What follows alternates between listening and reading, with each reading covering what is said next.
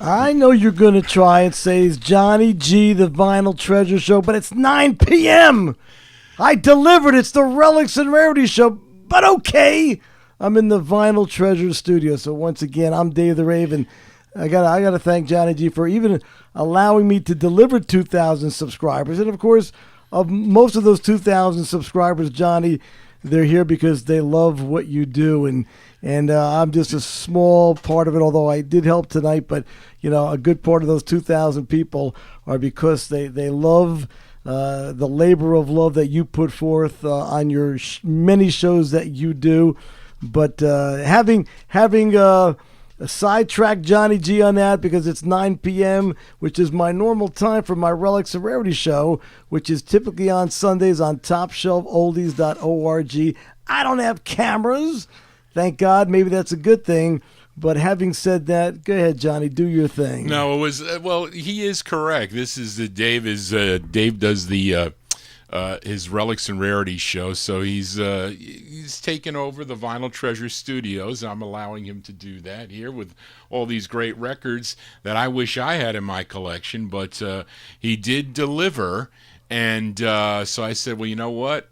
It's deserving that we continue here with more of these great tunes, because really, a lot of these records have not been played on my show. I think there was really only one or two that I have played on the show. The other ones I have not played. That was on part one we're talking about. That was on part one. This is part two. This is part two. That's correct. So we'll be here till about midnight tonight. That's going to be our cutoff point there. But again, thank you all. I have to thank those of you that I don't know who was number 2,000. I know who was my number 1,000. That was Brian Korn. So I don't know sometimes I can't go back and see who all the subscribers are because they hide that. But if anybody knows who was there, because it's now 2007. So if anybody knows when they were looking at it and it was 1,999. And you were that 2,000. I want to know who you are. Johnny wants to send you a rare record. No, I want to send you a copy of Stormy Weather by the Five Sharps. How about that? All right. Good luck finding that. But Dave, what did we hear? That was a cool. Well, I wanted to say that I know that Johnny, when you do kick off the show, Johnny would typically say, well, hi, I'm Johnny G, and welcome to the Vinyl Treasure Show. It's part two. I've got my guest, Dave the Rave. Oh, that's me. And, of course, today is September 8th, 2024. And, yes, we did 4 hours earlier today. And because we got 2,000 subscribers, and I helped get those 2,000, Johnny said, I'll give you another 3 hours here in the luxurious Vinyl Treasure Studios, along with a great dinner from Mama Galindo. But we kicked off the show tonight with a surf instrumental, which had been long been on my want list, and I finally, a couple months back, picked up a copy for $350. It was the Bel Airs, 2 words, Bel Airs, on the RV record label out of, well, won't surprise you, Surf Record out of Hollywood, California is the label. It's a West Coast record. The Bel Airs. And it's a tune called Volcanic Action. Volcanic Action was the Bel Airs kicking off the Relics of Rarity's Vinyl Treasure show. And we're going to, of course, play a lot of Soul 45s tonight. Some garage, some oddball things. But for the most part, I know that a lot of Johnny G's Wednesday night listeners, of course, that's a soul show. So a lot of it is going to be a soul music, a lot of rare soul. So I thought to get everybody into a soulful kind of a groove, I'm going to take you down to the summer of 1968. It's a record label that, again, if you were here for part one, we spoke about the legendary Arctic record label out of Philadelphia. And this is a 45 by Teddy and the Finger Poppers. Not an easy record to find. Teddy and the Finger Poppers. It's Arctic 45. It's Soul Groove Part 1.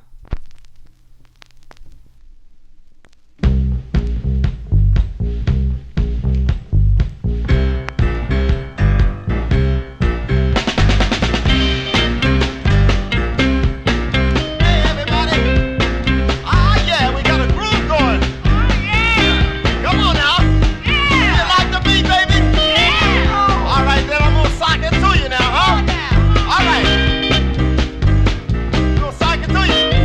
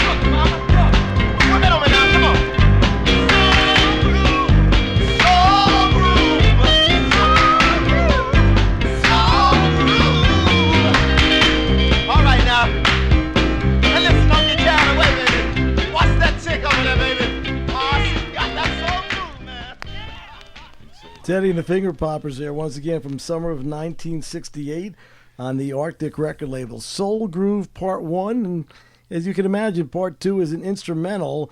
And we got a question from where? Oh, I know what that is. Willie Hersick. I know what that is. That's Willie Hersick. Now, Willie Hersick, by the way, was a rhythm guitar player in John Bon Jovi's high school band, the Atlantic City Expressway. And, of course, I got to know those guys pretty well because I was working at the Fast Lane in Asbury Park. And, of course, Atlantic City Expressway got their start, basically, at the Fast Lane in Asbury Park. And, of course, that band featured John Bon Jovi.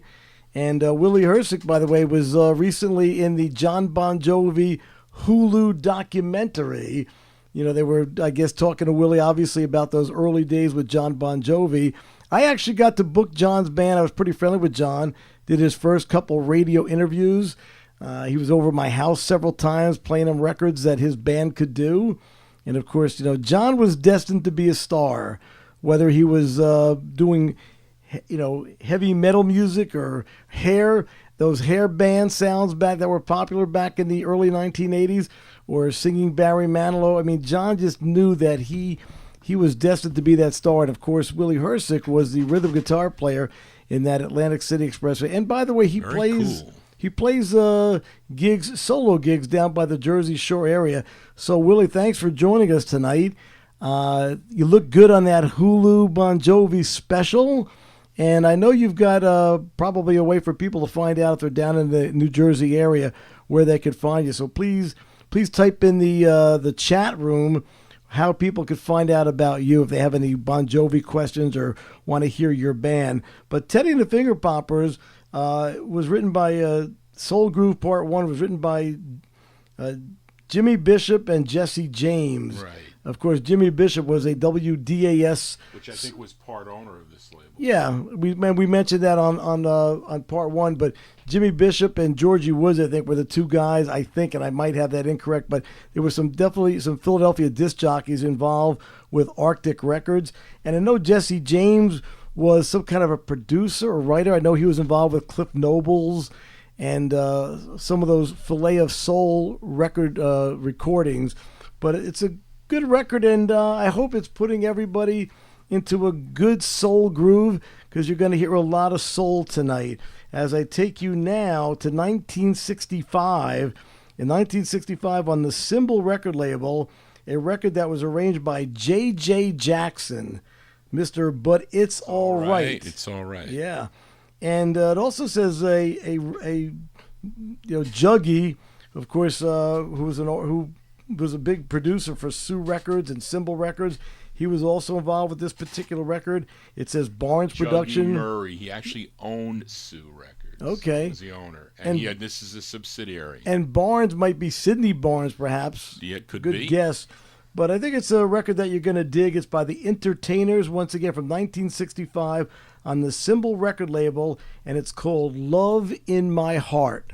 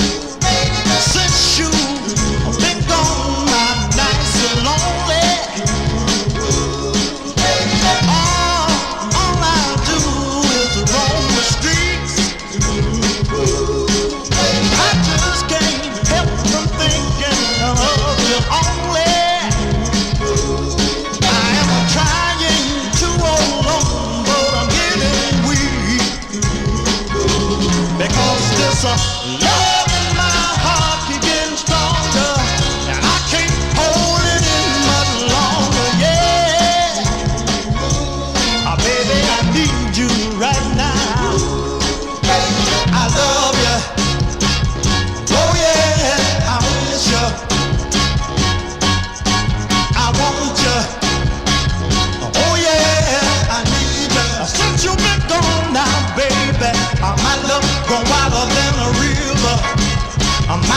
gone deeper than the sea.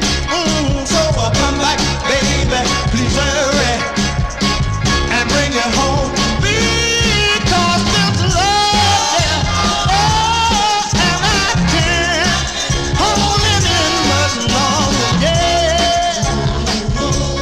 Baby, I need you right now. I'm lonely, baby. Come on and wrap your arms all around me tight now. I'm lonely, baby. Come on and squeeze me tight now.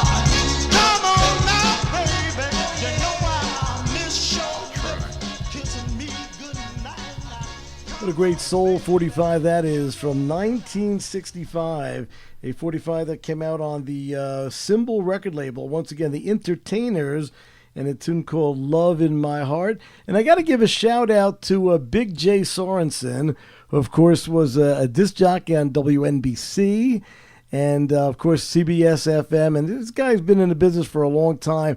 He's a professional. You and I, John, we are record geeks. But we do this because it's a labor of love. Of course, Big J Sorensen made a living out of it and was a heck of a disc jockey. Also, Tony D, who, I'll tell you, Tony D should have been on all those big stations. He is an excellent programmer. He programs one of the stations that carries my syndicated Relics and Rarity show, and that, of course, being Cruisin' Oldies, 97.5 FM. And his son, actually, Brian D. Nicola, is the Sirius XM 60s Gold program director. And I believe Tony D, I got a message from him that he is listening. And, of course, he's a disc jockey as well on Cruisin' Oldies, as well as WOLD, another station that carries my show. That's 95.1 FM. So Tony D and Big J Sorensen, disc jockeys, I'm glad you tuned into the program tonight. Get ready to write down some of the cool records that you're going to be hearing tonight, because I got a whole bunch of cool records. Again, mostly Soul 45s tonight, couple garage things, but tonight is pretty much going to be a soul evening. And I think you're going to enjoy hearing some of these records that never hit the top 100, but sound like they could have been a hit record. This next record I want to play, now it's a record, Johnny, I know you're familiar with Porgy and the Monarchs. That's right. So this is one of maybe their hardest 45 perhaps. It's a record that came out in May of 1966 on the Musicorps record label, and it's a tune called That Girl, and I'll send it out to Daniel Kobacki.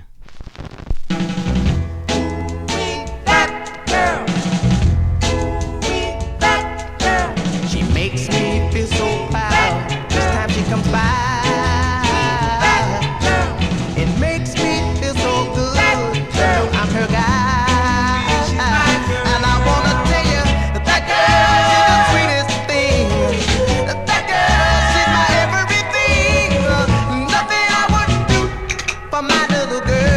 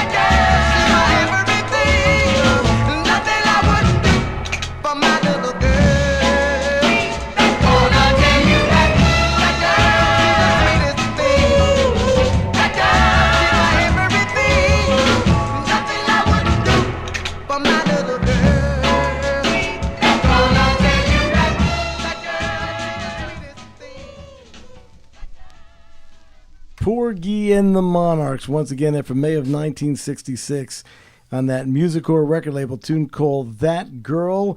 I'm Dave the Rave, Relics and Rarities, here in the Vinyltreasure studio. And, of course, if you let me give out my email to you early here in the program. If you want to contact me or have a comment on the show, my email is dave@davetherave.com. And, of course, I'm here with Johnny G, who owns the beautiful Vinyltreasure Studios and does multiple shows here on the Vinyltreasure Network. And, of course, Johnny, you've got easy contact email as well. And you do a soul show on Wednesday night as well from 9 o'clock until midnight at least. That is correct. And Dave the Rave, they paid his $5 to be here. That's the rent for the day today.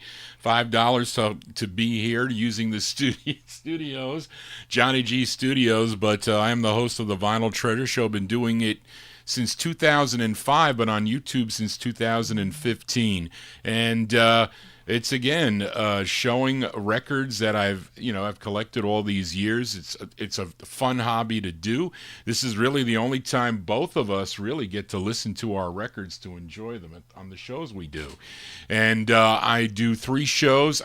It's 2.5 shows a week on average, but 3 shows. This is a bonus show with my buddy Dave here today. But Wednesday nights, as Dave mentioned, it's Soul 45s out of my collection. You can check out the archives. There's 700 and something videos up there, so you can check it out. It's Wednesday nights for the Soul Show from 9 to midnight. Also streaming live on Oldies and More Radio, and also out San Diego station. What was that station that the guy? KKS something. It's I'll get it. It's on my phone. People in San Diego who get up early in the morning, if they tune to that radio station at 6 o'clock in the morning, they get to hear those great group harmony 45s, courtesy of Johnny G. So anyway, but again, the Thursdays I do a 78 show. So if you're into late 40s and then going into the 50s, because I play the records chronologically, and Saturday I do an all 50s show and early 60s, and it's all requests. So I get about 70 requests on a Saturday. I kind of limit it to get these records on, but it's a labor of love. And I said to Dave, Dave, you got to come up. Well, we had a battle a few years ago. We won't talk about that battle. We had a battle. You can go check it out. I forget the date, but there's an old video there of me and Dave playing records back and forth, and we had listeners voting on those records. And I won. He blamed somebody else for voting for me, but I won. But decided. Listen, it was the blame I put on Charlene. Don't blame Charlene. Was really just joking around. Charlene, I know, but Charlene's very sensitive. Listen, I already apologized to her. She takes things. She got to be careful with Charlene. So we have to be gentle. And Charlene does an awful lot for you, and I respect that. We have to be gentle. Charlene's my administrative assistant because it's. I thought I would be able to retire and get my record collection in order, but it's a couple things have come out of the blue that I now am in charge of. So it's sometimes difficult for me. But anyway, I love to do it, and I love to have guests in the studio. And this is Dave the Rave's Relics and Rarities fill-in, I guess, here tonight here at the Johnny G Studios. I'm hoping that those people who normally listen to me on Top Shelf Oldies on a Sunday night, hopefully they got my message and they're listening to the Vinyltreasure Network and catching my my 3 hours of great lost 45s right here on the Vinyltreasure Network. And and Johnny G, you know what they say? Hey Johnny, you're so fine, you blow my mind. Oh, wait a second. There was a record like that. It was called Hey Mickey. That's correct. I remember that. Hey Mickey, you're so fine, you blow my mind. And the girl who did that record, who had a big hit with that record, who at one time was a dancer, I believe, and a choreographer. She worked, I think it was on the Shindig TV show. I'm talking about Mickey Basil. And I think all of you, whether you want to admit it or not, you remember that song, Hey Mickey. Well, she did a record back in February of 1966. And it's a pretty cool record, popular on the girl group scene, the Northern Soul scene, and it's kind of a classic and definitely an expensive 45 as well. Kind of a cool record to have in your collection. This is Tony Basil. Tony Basil put out this 45 on the A&M record label, and it's called Breakaway.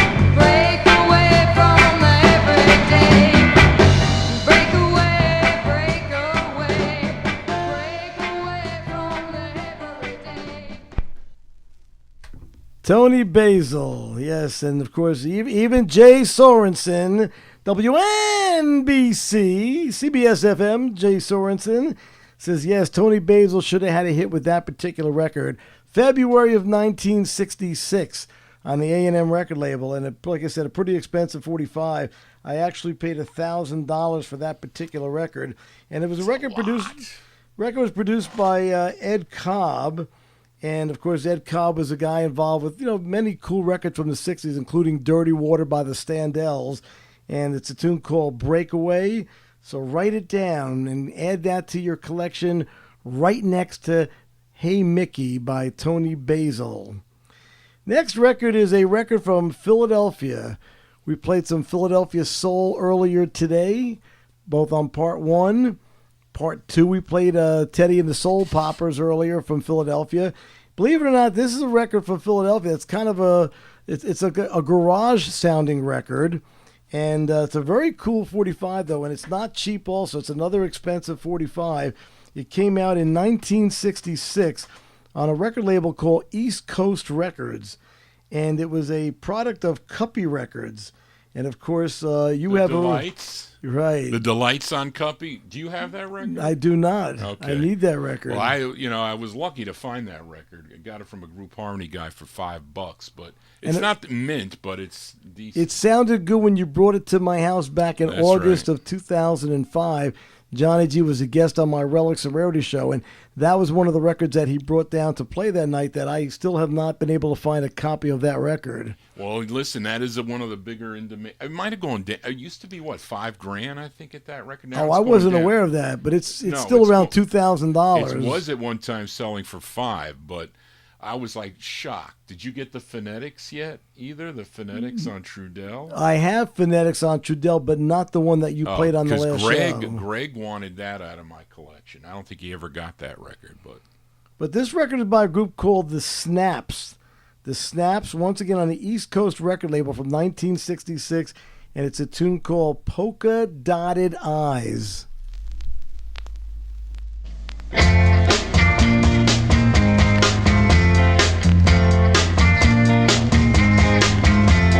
I had a dream I was looking for a girl who I could hold and surprise.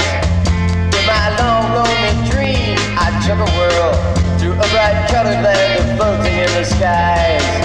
And in this land of pink clouds and foggy mist, I met a girl who my mind simply defies.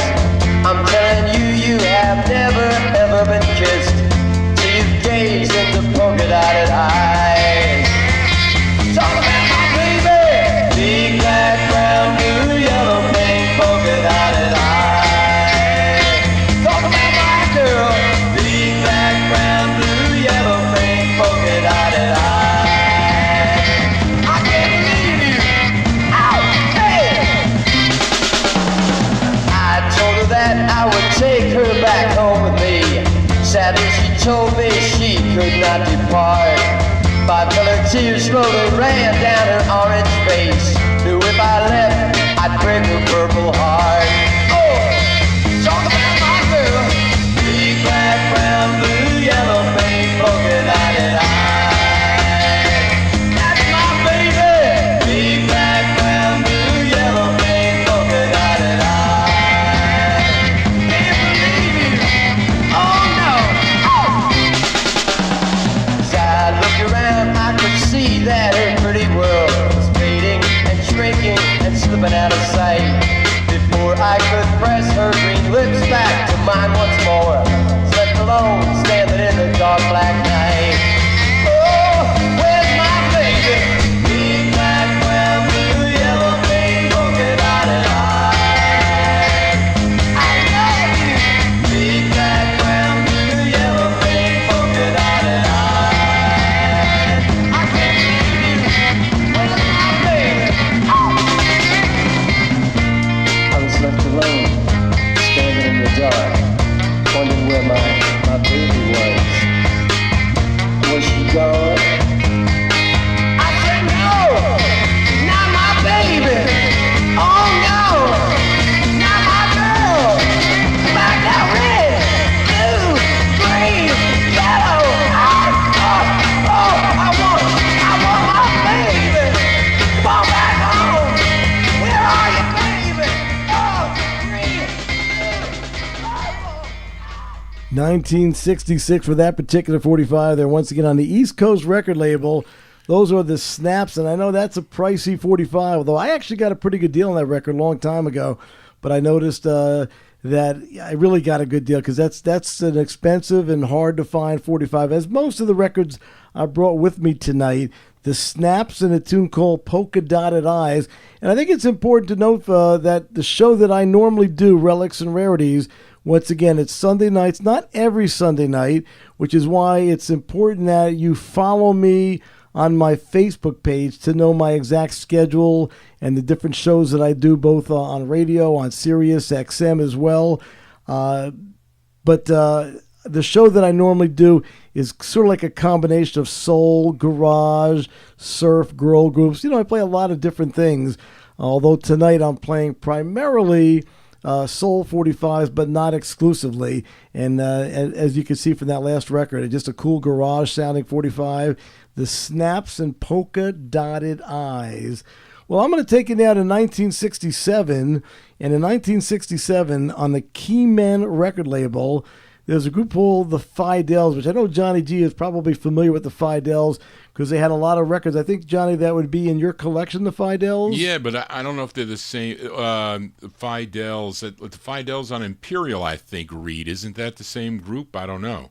I think this is a big soul record, though. But well, it's big based on the price I paid for it. Well, I don't know if it's the same group, because there is a Fidels group, a girl group, though, that I think goes back to 58 or 59. I don't think this is a girl group record. I don't think so either. And in case people are wondering, well, gee, how come Dave the Rave doesn't know? I mentioned in part one earlier today that when I was buying records, and as I mentioned, 2024 and the latter part of 2023 was kind of a record year for buying records. I could have bought a Mercedes-Benz in cash for what I spent on records, as Johnny G bought a lot of records because Greg Zurich, a tremendous record collector, sadly had passed away, and his estate, ended up selling that collection through a local record store in Milltown, New Jersey, Revilla Records, and so many times I would drop the needle on a record, listen to about 20 seconds, and if the groove sounded right, bingo, I bought the record. And I said to Johnny, I'm looking at these records and these crazy prices I paid, and in many cases, I don't remember what the record was about. Girls, guys, I just knew that I was willing to pay a hefty price, so I must have liked the record. So this is a record that wasn't super expensive, at least compared to other records I've bought, but for 350 smackers, Johnny has slabbed the wax onto the turntable, and it's on the Keyman record label, once again from 1967, the Fidels, and a tune called Try a Little Harder.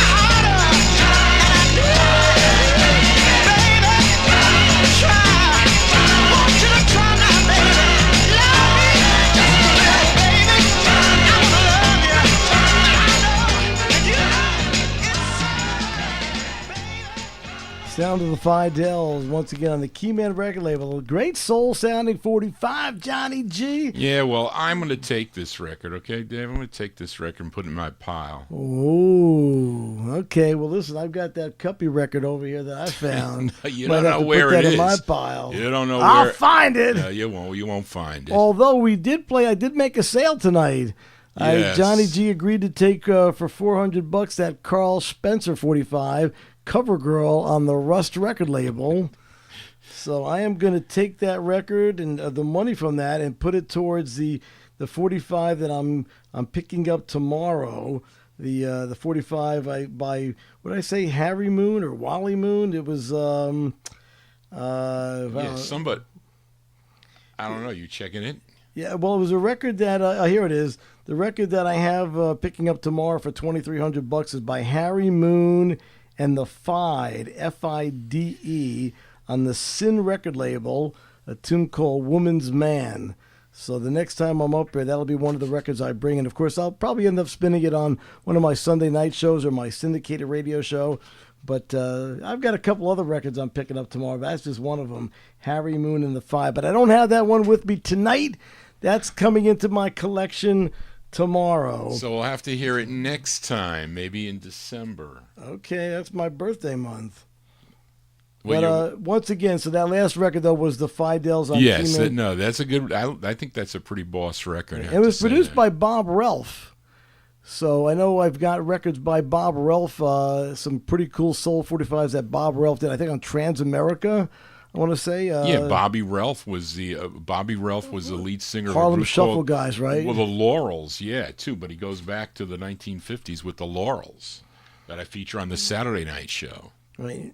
Anyway, next in line on the Thelma record label out of Detroit, Michigan, was a gentleman who had a lot of great Soul 45s, Emmanuel Laskey. And in 1965, on the Thelma record label, he released this particular record called Don't Lead Me On, Baby. It's on turntable number 2, and Johnny G is going to hit the button and bring you Emmanuel Laskey. Don't leave me on, no baby. Don't leave me. Don't you ever do it now? No, please don't tease me, baby. If you don't want me, why won't you set me free, girl? Don't leave me on. Our love seems to be falling apart. I believe you don't have it at home, so why not try making a new start? I have suffered and I have paid. Don't leave me on. Now let me tell you, you got my mind in such a spin. The stories that you tell me, they seem to be very thin, girl. Why say things that you don't mean? Oh no, it's not working out, but I love you without a doubt. So why not try making a new start? I have suffered and I have paid. Don't lead me on. Now let me tell you, love is something wonderful. So why abuse it? Come on, let's make love a little stronger. Baby, don't refuse it, because I love you. You know I love you, yeah, yeah. So why not try making a new start? I have suffered and I have paid. Don't lead me on. I better tell you, you've got my mind in such a spin. All the stories that you tell me, they seem to be very thin. Why say things you know you don't mean? I know it's not working out, but I love you without a doubt. So why not try making a new start? I have suffered and I have paid. Don't leave me on. And let me tell you, love is something wonderful. So why abuse it? Come on, let's make love a little stronger. Baby, don't refuse it. And because I love you, 1965-45 there from Emmanuel Laskey, Detroit, Michigan, Thelma Records, and a tune called Don't Lead Me On, Baby. It had a Motown sound to that record. Definitely had a Motown sound. Motown sound. Relics and Rarities, Sunday night here in the Vinyltreasure studio with my good buddy Johnny G, who's got the Vinyltreasure show. And, of course, if you are new to this, just joined us, please make sure you subscribe to this particular channel so you can find out when Johnny G is doing a show or when I'm making a return here to the studios, which I love coming here. For $5, you can't beat it. You know, I get camera action, I get a meal from Mama Galindo, so I look forward to any return visit with my good buddy here, Johnny G.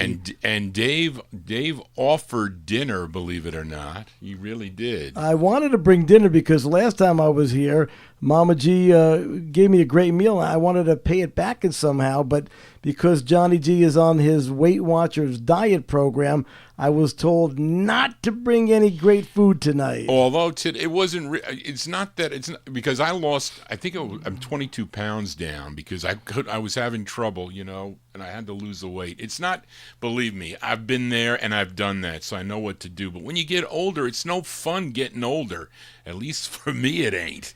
But Well, it's better than not getting older. well, listen, I'd prefer that. And by the way, Johnny G's dad is in his 90s and relatively, good health considering he's in his 90s. And Mama G's, what, like 88, 89? Yeah, she's 88. And she's in great, He's got all of her 93, spirits. And but, listen, he's very healthy. Mind-wise, well, that's another story, but for another day. Anyway, I want to take you now to Philadelphia once again. It's 1968, a 45 that came out originally on the Del Valiant record label, and then in 69 ended up being released on Philly Groove Records, which of course was best known for the Delphonics 45s. But this record originally came out on Del Valiant, which is what is sitting on turntable number 1 now.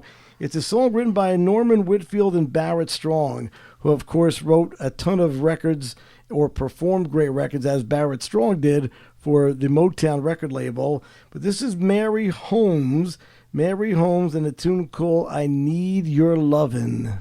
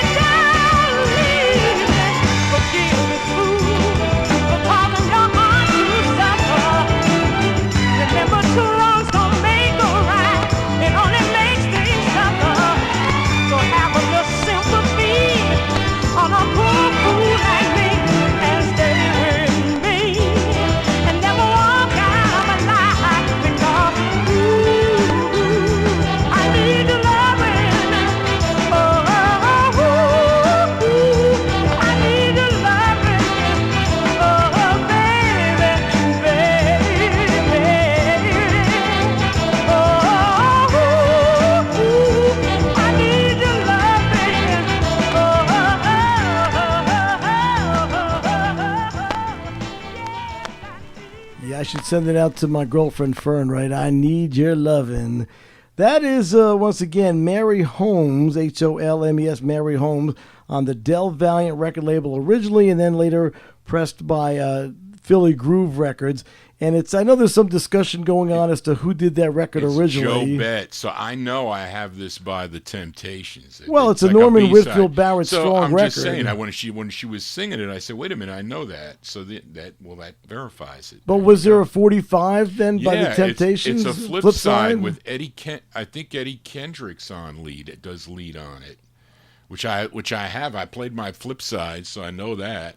And I'm guilty, folks, of not always playing my flip sides. I'm getting better, but for many, many, many years, I would just buy so many records. I'd play the A side and, play 20 seconds, like it, buy it, play it on the radio, and then file the record away. And very often did not get around to flipping the record over. But I'm getting better. Clarence Paul did it first. Clarence Paul. Which I have that record. According to Reed. And Reed is a Motown. He collects a lot of Motown. Thanks, so Reed, for that. Reed's very knowledgeable. He's also an administrator with 45 Cats, so a very knowledgeable individual. I wonder if there's a Bopper Boy with us tonight or not. I didn't see Warren. Didn't see Warren. Because Warren would have received a notification that we're doing a part 2, I would imagine, because he subscribes to the channel. I'm pretty sure. Maybe he's doing something. I don't know. Maybe he's tuned in. I didn't see him in chat.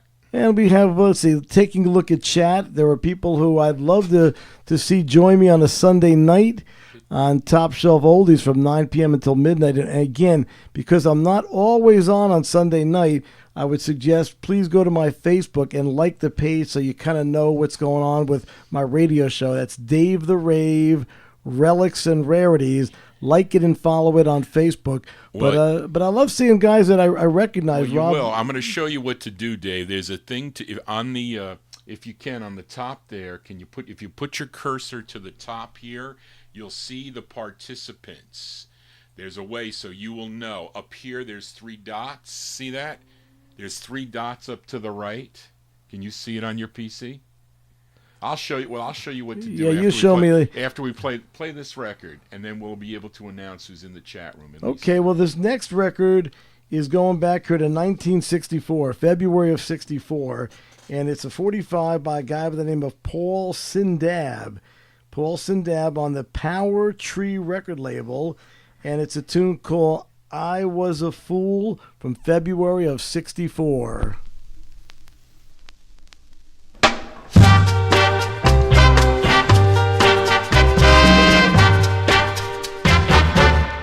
They told me about your love. Oh, yes, they did.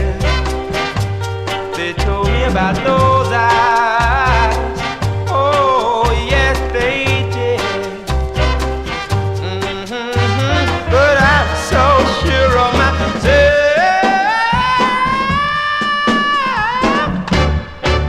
I was a fool. They told me about your lips. Oh, yes, they did. They told me about those arms.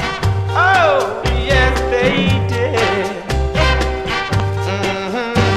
But I was so sure of myself.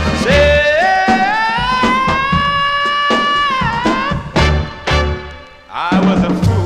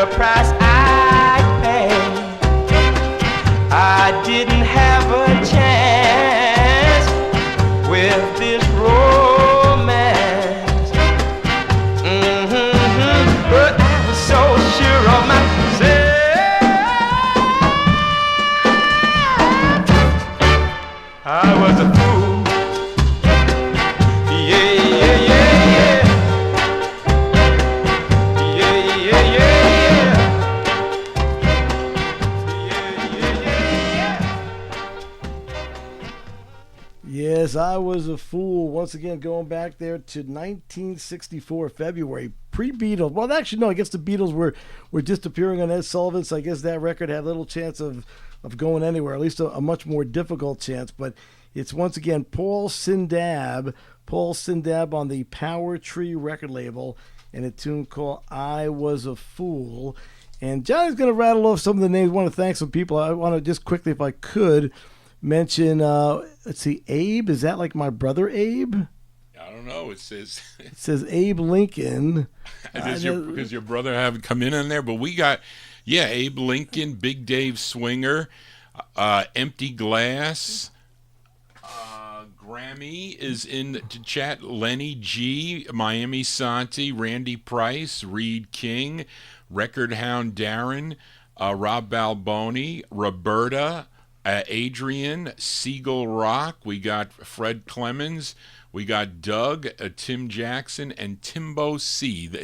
There's more in the there is more in the chat room, but what happens is YouTube gives you kind of like the participants that have mentioned something in chat for I don't know how long it goes back to, maybe 5 minutes or two, but whatever. So well, Vinyl Grotto is back. Well, that's Doug. And he's got my Capitals Omen 45, but he's not giving it up. He's a smart guy.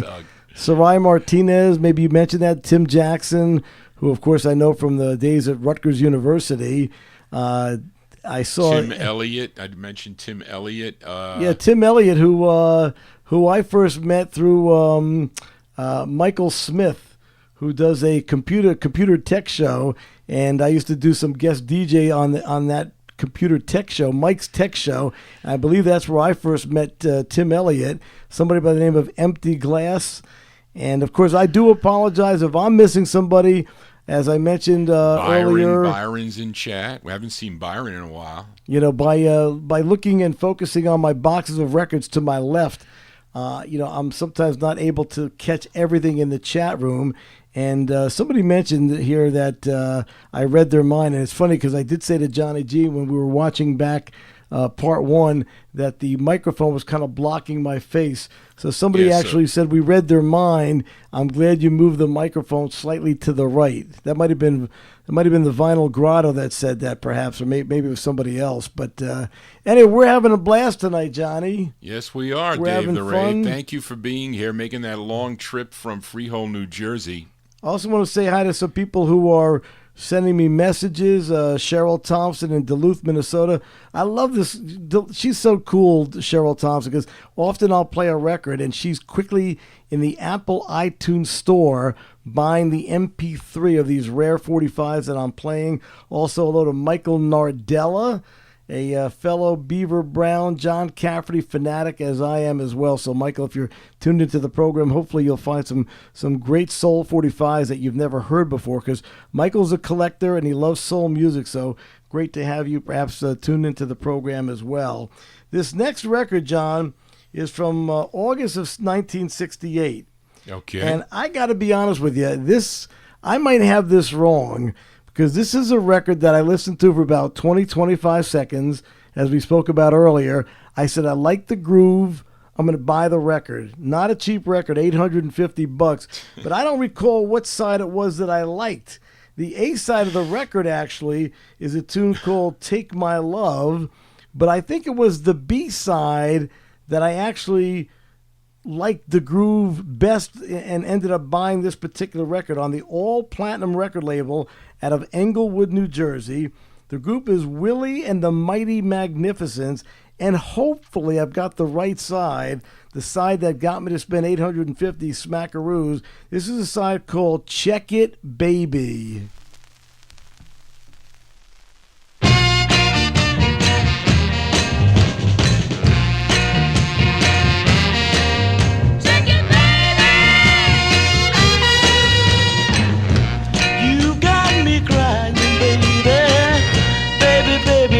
Over you, but I just want to let you know, girl, that the thing you're doing just won't do.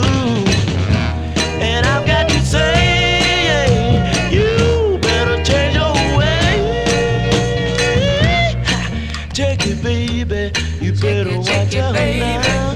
Check it, baby. Check it, baby. You think that I can see all the lies you've been telling me. You come home late at night, yeah, hugging, kissing, and making it alright. And I've got to say, you better change your way. Check it, baby, you better watch out now. Check it, baby.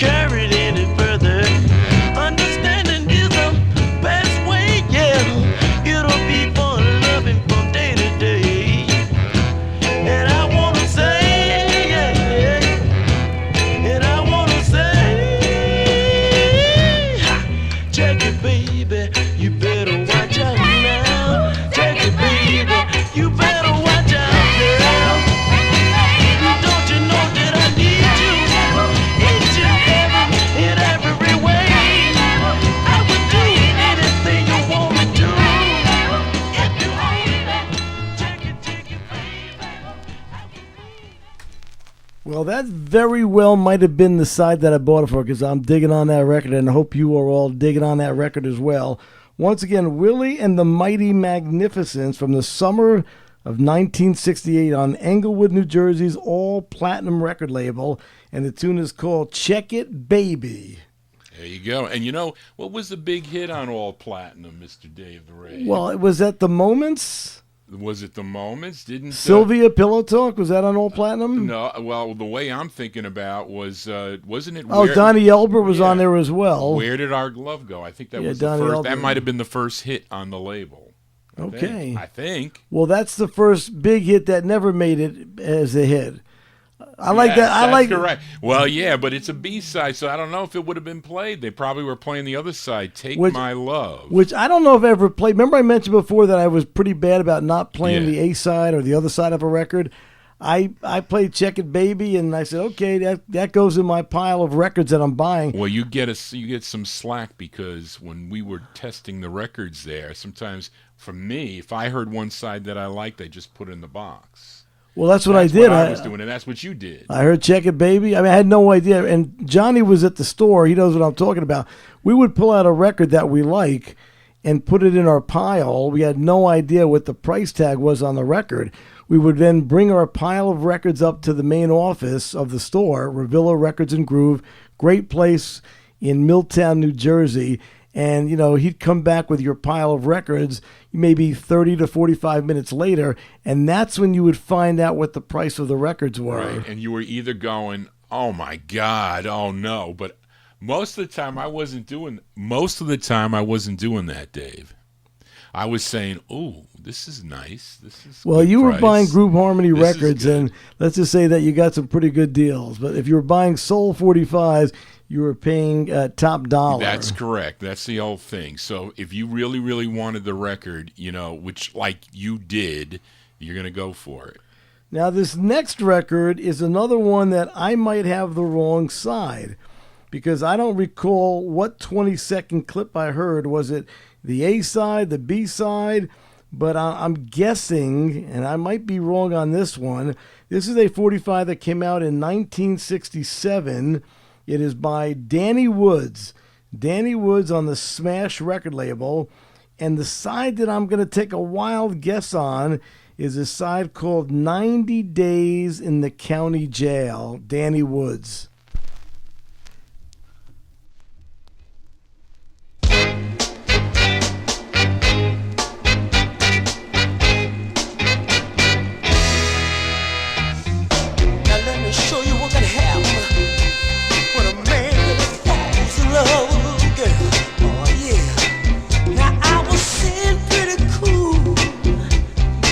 Really the beat. Oh yeah, when this little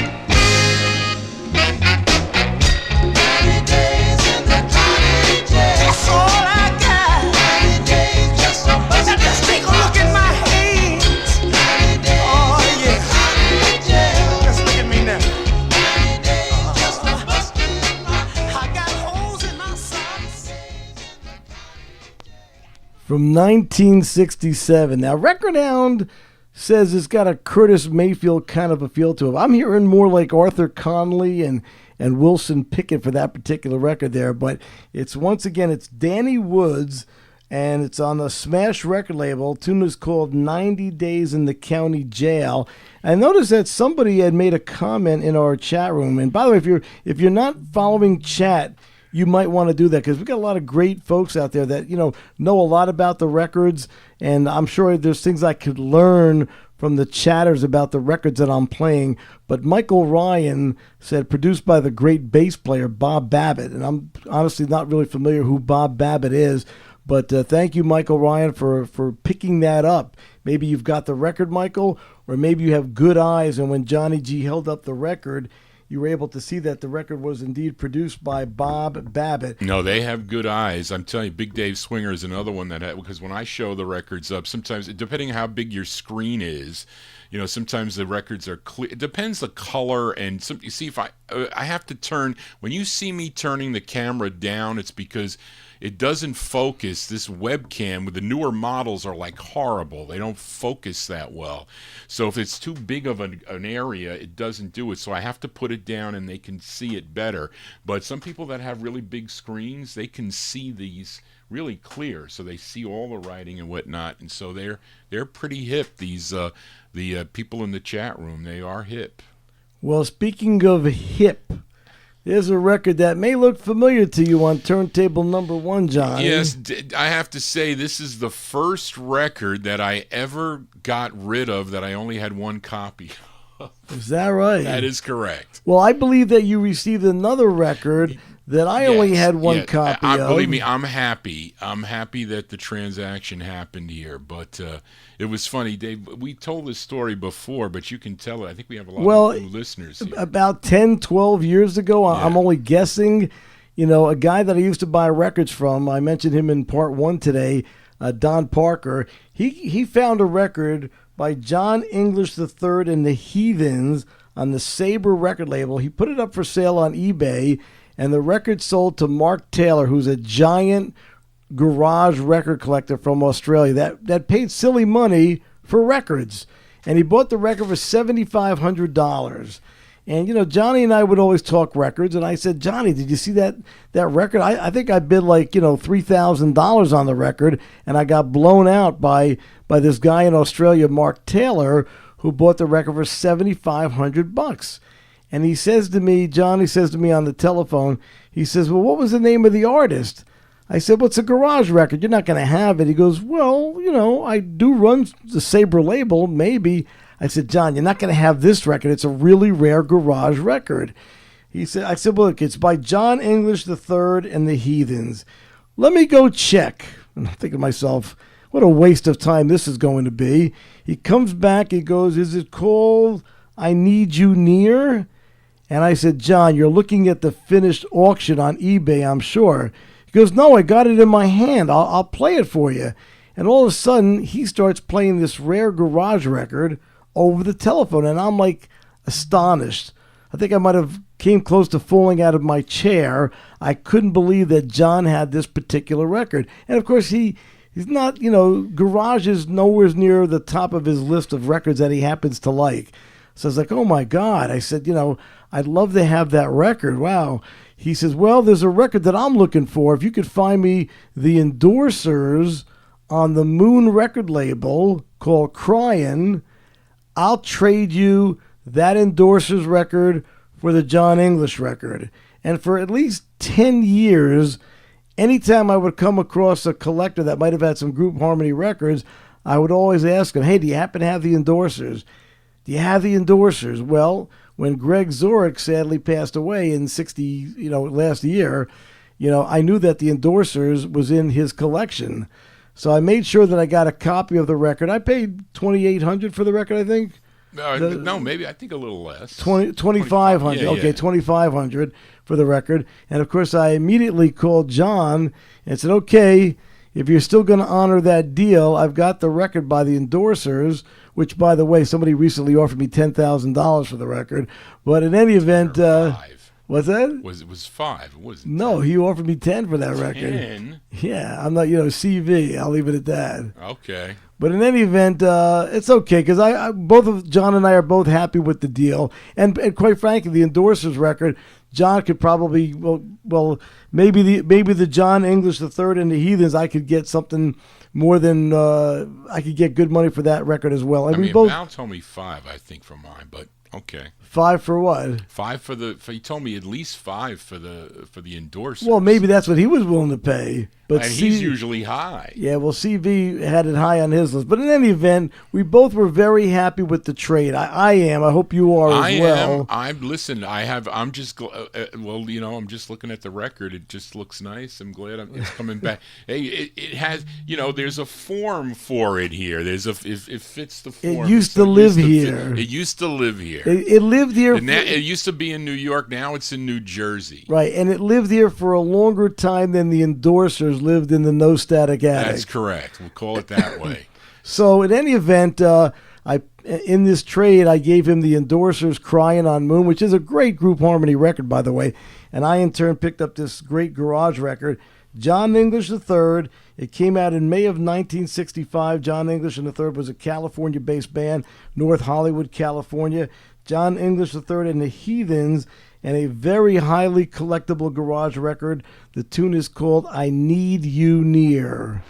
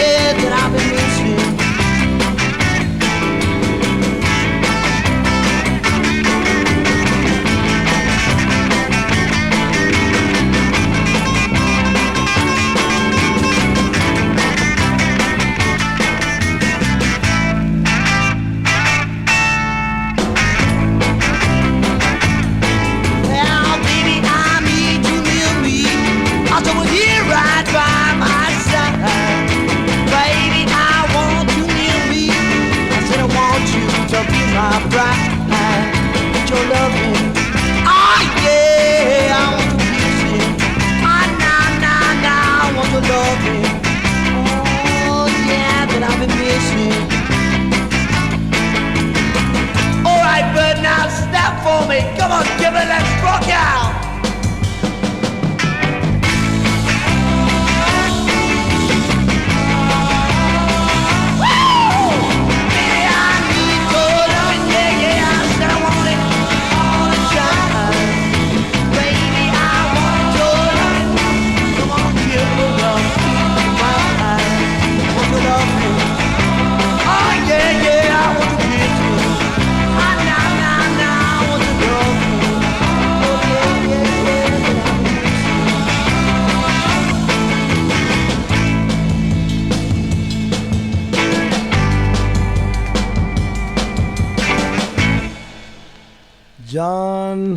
John English III and the Heathens, once again on that Sabre record label, a garage, hard to find 45, no doubt about that. So I'm glad to have that, and I know Johnny mentioned that he's happy to have the Endorsers. And as Reed King points out in the chat room, he says you can't go by what the craziest collector will pay. And, I did get from a serious collector a crazy offer for that Endorsers 45. But you know what? I already made the deal with Johnny, and I'm happy. He's happy. I got a great garage record. He got a great group harmony record. So, Reed, we're 100% with you. We're both happy with the deal that we made, and I think that's the important thing. John English III, the Heathens, Sabre record label from May of 1965, and a tune called I Need You Near. John, you're happy, right? I'm happy. Listen, I tell you, I've played that record already. Well, I played it a few times on the 50 show on Saturday nights, so I am happy with it. A lot of my listeners were happy with it, and hopefully your listeners are happy with this record too. I'm sure they are. In fact, Cheryl Thompson once again strikes again. Cheryl Thompson, who first found out about me when I used to do KLDJ, which was a I forget now the network that they were. It was KLDJ FM out in Duluth, Minnesota. That's when she first discovered my Relics and Rarity show. So that was quite a few years ago. But that's a song called, in fact, that was the first station that I did a syndicated show for after leaving the 60s on 6 on XM radio. Although I am back doing things on Sirius XM radio. I was on earlier tonight. It was pre-recorded, so I was able to be on Sirius XM tonight and still be here with my buddy Johnny G on the Vinyltreasure studios. But she said that she bought that record in the Apple's iTunes store. She was able to find the MP3 of that John English III, This one? I Need You Near. Really? So should we get a cut of that or what? Yeah. Well, she buys a lot of records that I play, and I'm surprised that they have these rare records available in that Apple iTunes store, but she said she bought it. So, and you know, with what the copyright police were not even out on that record. I'm just saying, somebody asked me if I ever got a copyright strike. Never a strike to give me like 3 strikes and you're out, but they have and again, the worst thing for us to happen here, like for instance tonight, is to play a big hit that the owners of the content don't want us to play, and they'll block the video. They'll tell me, as I'm broadcasting here, they're saying that you may be playing a song that has copyright infringement, and if you don't remove it, we may close your stream down. I do get that from time to time, and I usually ignore it, but if I play too many in a row, they will shut me down for like 45 seconds, and then they put me back up. But they did it to me one time. They shut me down for 40 minutes. 40 minutes they shut the stream down, and it just pisses everybody off when that happens. So I said, look, I'm playing your record here, but they don't want it. That's what they say. And I don't get any money. I don't care. I don't want to monetize any of this. You can get all the money, and that's what they do. And they like my show because I'm on for so many hours and hours that the streams play and the ads go on the bottom, like after this show archives. So those of you that missed Dave's part 1, it's available on the archive with the chat. It's all there already. So if you missed any of that, you can go back tonight after the show and look at it, or tomorrow, whatever. Keep your place marker there, and you can go back. You can scroll through the records, but they will block the show. And I get really upset when they block the show for a mistake. And sometimes they do that, but that's artificial intelligence for you. Let's go. This next record, we take you back to 1966. It is a 45 by Howard Tate on the Utopia record label. The other side, which you didn't see on your screen, is a song called Half a Man, which ended up being later released by Verve Records when Howard Tate ended up being signed by Verve Records. But the other side of this Utopia 45, which you're seeing on your screen, a song called You're Looking Good, is a record that never did get released by Verve Records. The only way to get this song is on this rare Utopia 45 by Howard Tate. And it's a song written by 2 legendary guys, Jimmy Bishop from Philadelphia, the guy who was involved with WDAS Radio and with Arctic Records. We mentioned that earlier. Mm-hmm. And also you notice the other writer was Jerry Ragavay, who of course wrote a lot of great songs on Loma Records and on Bang Records, I believe, Jerry Ragavay, and songs that Janis Joplin covered, and, legendary writers. So Jimmy Bishop, Jerry Ragavay wrote this song, You're Looking Good. This is from 1966. Rare 45 by Howard Tate. The song is called You're Looking Good.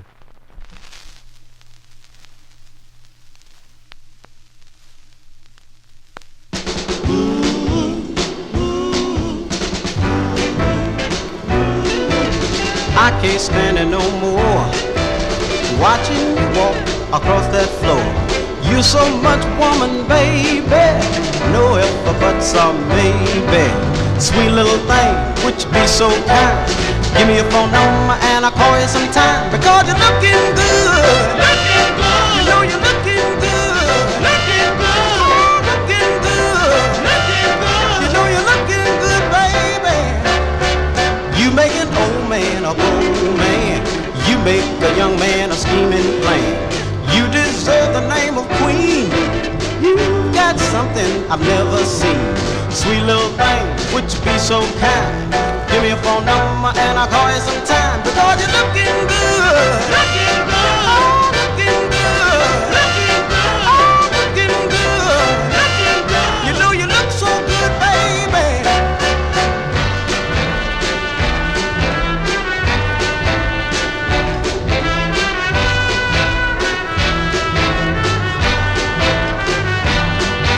'Sweet little thing, would you be so kind? Give me your phone number and I'll call you sometime. Because you're looking good. Looking good. Oh, looking good. Looking good. Oh, looking good. Looking good. You know you look so good, baby. Anything you do or say, that's alright, because I like it that way. If I were rich, you'd have my money. If I were a bee, you'd have my honey. Sweet little thing, would you be so kind? Give me your phone number and I'll call you sometime. Because you're looking good. Looking good. Oh, looking good. Looking good. Oh, looking good. Looking good. You know you look so good, baby. Looking good. Oh, looking good. 1966 for that particular record there. Once again, Howard Tate on the Utopia record label. I like the way the label looks on that with the red and everything. Just a cool looking label. Howard Tate in a tune called You're Looking Good and I'm Feeling Good. Day of the Rave with all the records you crave. Your record geek coming to you on a Sunday night. It's my Relics and Rarity show, but we're doing it here in the Vinyltreasure studio. And you know, it's weird because normally on a Sunday night, when I do my show on Top Shelf Oldies, which I want some of you folks to check it out sometimes on a Sunday night. And, of course, you'll know what Sunday nights I'm doing the show. And I do post scans of many of the records, but not all the records that I'm playing on a Sunday night. But so please go to my Facebook page. I don't have to have 2,000. I'll settle for 1,500. But that's Dave the Rave, Relics and Rarities. And I hope some of you will check out what I do on a Sunday night on TopShelfOldies.org. You'll also find out about my syndicated show and things that I do on Little Steven's Underground Garage and the 60s, Sirius XM 60s Gold. So, and of course, my email address, once again, if you want to contact me, want to have a comment, it's great to hear from the listeners out there. It's Dave@DaveTheRave.com. Once again, Dave@DaveTheRave.com. I'm here with my good buddy, Johnny G, Mr. Vinyltreasures, who does multiple shows as well right here on this very same network. So I hope most of you that are here tonight have all subscribed to this particular channel so you find out exactly when Johnny G is spinning records out of his giant, massive record collection. And believe me, I do have guest collectors that do. And listen, anybody is welcome to come here to the studio here, especially if you got stuff that I need that I can hear on my turntables here. And of course, all these records, I think just about everything except 3 records. I think 3 records a day. Well, this will be the 3rd record. I don't have any of these records at all, and that's the thrill for me to hear these tunes that I don't have, and to touch them, and anything that's tangible is good for me. I'll tell you what the big thrill is for Johnny G. He liked this record coming up. He liked Hattie Winston. Pictures Don't Lie on the Parkway record label. It's a record from 1966. And he said to me, he goes, "Hey, what did you pay for this record?" I told him $650. He had this big smile on his face. He held up 5 fingers and said, "Well, I got a better deal." He liked telling me that. I didn't do that to cause you pain. No, plus I got a discount because Barry gave me the Johnny G discount. So but now, is yours a mint copy? It's a mint promo like this. Okay. And actually, I played both sides of this record. Yeah, both sides are pretty good of this record, although Although I'm saying that because I don't want to sound stupid because I probably never played the other side of the record. But it's a cool record indeed from 1966. Once again, Hattie Winston, Parkway Records, and the tune is called Pictures Don't Lie.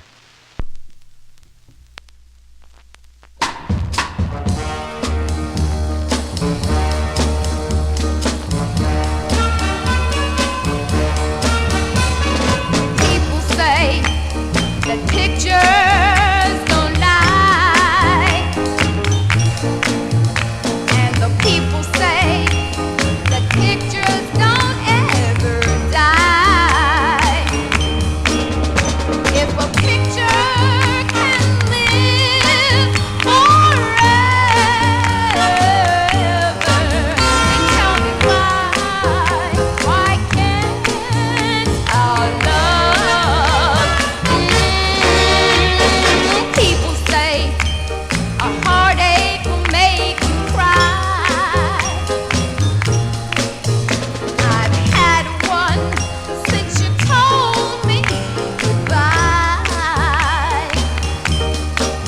Now if a picture can live forever, please tell me why can't our love? You know love is great to have. You can hold like a picture which never grows old. But a love is like the frame upon everything. It will wear and tear and fall like the rain. They say, oh love will never die. But pictures can't die, and pictures they don't lie. So if a picture can live, it lives forever. Come on and tell me why can't our love?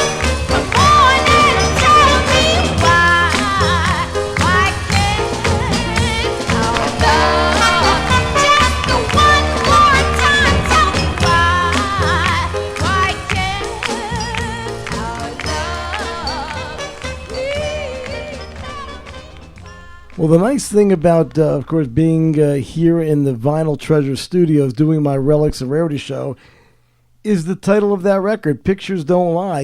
You actually can see that I have the original label 45s. I mean, most people who listen to Relics and Rarities kind of know me by this point in time. They know that I'm actually a real vinyl collector, a serious vinyl collector. And of course, I put up scans on my Facebook or Instagram account, and you always know it's me holding the real record because there's always a finger in that center hole. That's kind of like my trademark. But here, you see the record spinning. So like the record title there, Pictures Don't Lie. The video doesn't lie. And what a cool record that is. Hattie Winston on the Parkway record label, going back to 1965 for that particular record. Not quite the deal that Johnny G got. He paid $5, I paid $6.50, but we both love the record. Yes, we do. Now, we got a twin spin on Parkway. Now, I don't have this record. This This one here. record came out a couple numbers later than the Hattie Winston. Hattie Winston was Parkway 956, and this is Parkway 983. And I should mention, in case somebody is not in our chat room, that one of our listeners, Reed King, mentioned that the record that he really loves and would like to have on the Cameo label is the Yvonne Baker record. You don't say a word. You didn't say a word, I think it's called, right? Mm-hmm. Well, Johnny and I both have the record. He just got a better deal. I'll leave it at that. But we do both have, I think, like mint copies of that particular record. But this is a record that sounds pretty much like a Supremes record, if I recall correctly. I know it sounds like something else. I think it might have been a Supremes record. But again, it is a collectible record. It's actually a Super K production, which is kind of unusual for Parkway Records. Sal Tramaci and Richie Cordell were the writers of this particular song called Heartaches Away My Boy. And I know that Tommy James, who I do the radio show with on Sirius XM, he always mentioned when we talk about the old days, he mentions those names, Sal Tramaci and, of course, Richie Cordell, who, of course, wrote and produced a lot of records for Tommy, along with his partner, Bo Gentry. And this record not only was written by Sal Tramaci and Richie Cordell, also produced by Richie Cordell, Sal Tramaci as well. Collectible 45. It goes back to 1966. You know, it's weird. I have 1966 is what I looked up for this particular record. But if you notice on the label, folks, for those that have fine eyes or big screen TVs, it says 1964 Cameo Parkway Records. But at least when I did my research on this, it came back with 1966. Well, you know why that's the case. They had an old label. They had old stock of the Right, white that's what I was promo thinking. labels, but that's what they do. That's what they did on this. So Johnny's going to hit the button on Christine Cooper called Heartaches Away My Boy. I don't like that. That's called a bad cue, and it happens every now and then. And actually, here it is.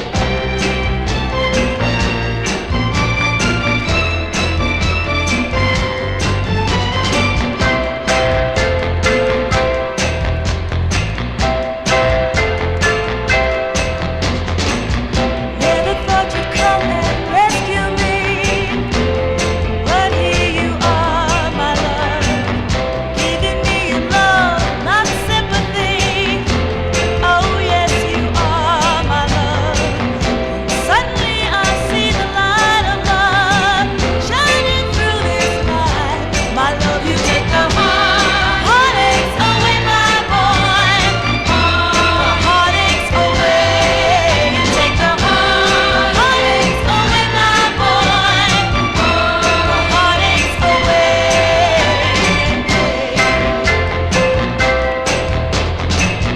Baby, love and had its foolish pride, but pride went out the door, my love.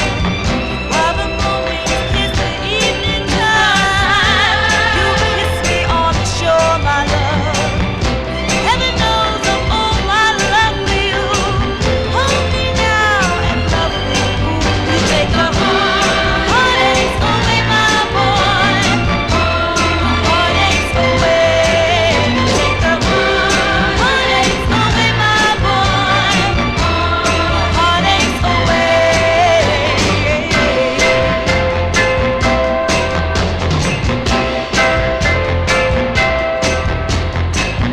I thought that I was sinking in my tears, and everything was going down, down, down. Your arms reached out to me, longing for those tender moments, words of love that had me sighing. Love is all that's got me crying. Baby, baby, now that you have come, boy, are you satisfied? Take my hand, we'll meet the morning sun, run barefoot in the morning tide. I can see it, baby, you and me. Nothing's gonna stop what's meant to be. You take the heartaches away, my boy. Heartaches away.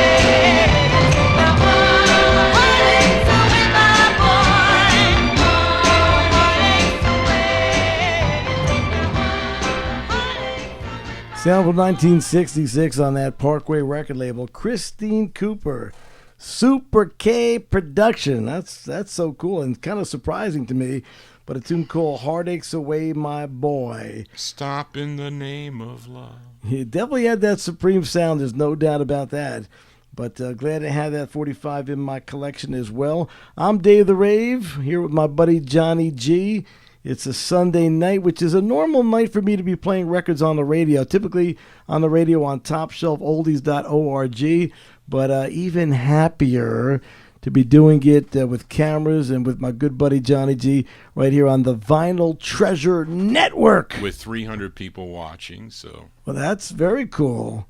So if you're watching and not in the chat, stop by, say hello, or drop an email, dave@davetherave.com. And Johnny, your email once again is vinyltreasures@aol.com. If you have a request, you can send it to me I do a soul show on Wednesday evenings from 9 to midnight right here on YouTube, also live on Oldies and More Radio. So if I have the 45, I'll play it. Don't request any of the ones that Dave's playing tonight. Maybe the new one I'm getting, but if I have the record, I'll feature it for you. And kind of stay away from the hits, because I'm afraid here we're not playing hits here on the program tonight. And the record doesn't have to be a hit to sound good, believe it or not. But I hope you're enjoying my guest host, my guest collector here in the studio, Mr. Dave the Rave, and I'm happy he came to do this. We'll be doing this again in a few months, maybe around December time. Dave will come back here to the studio, so we will continue here, as he pays his $5. But now, B.J. Thomas, of course, a lot of those early 45s, Johnny, I think you would recall, I know a lot of our listeners will recall, it was B.J. Thomas and the Triumphs. That's right. Well, B.J. Thomas at some point in time broke away from the Triumphs, sort of doing records on his own. And what happened was when he left the Triumphs, he told me, I had a chance to talk to B.J. Thomas. Actually, I spoke to him several times, because when I was doing my shows on XM radio, this is when XM was XM and Sirius was Sirius. There were two separate channels at the time. We're talking about 2003 to 2005. B.J. Thomas was an act that I was talking about doing an interview with, or having him come down to the XM studios in Washington to do a live performance when he might have been in the Washington, D.C. area. So we talked about this particular record that is on turntable number 1, and that Johnny G showed you on the camera just a little while ago.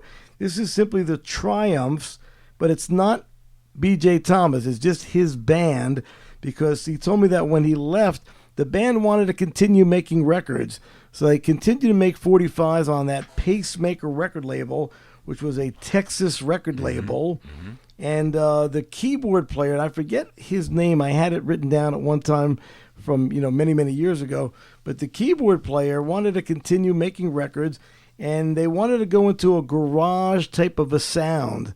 So this 45 by the Triumphs on Pacemaker, I think is a really cool garage sounding tune. So I want you to check it out. Hope you dig it. It's the Triumphs from 65, and it's a tune called Better Come Get Her.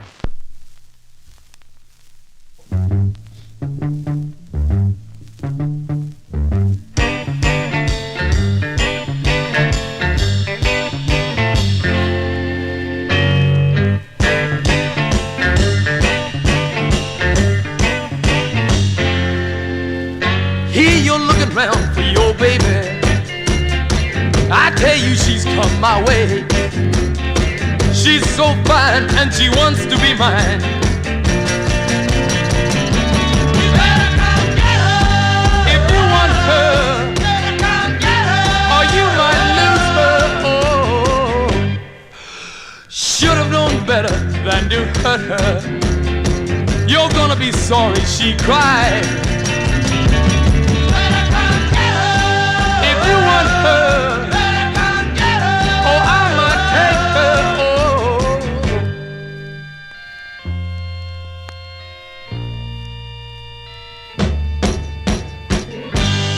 Tonight she'll be kissing me and holding me tight. Yeah.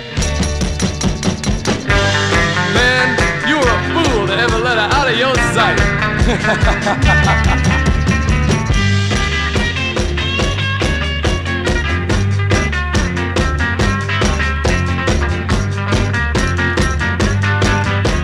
I think she's just trying to make you jealous. She wants to cheat, and I'll give her the chance. You better come get her. If you want her, better come get her, or I might take her. Oh.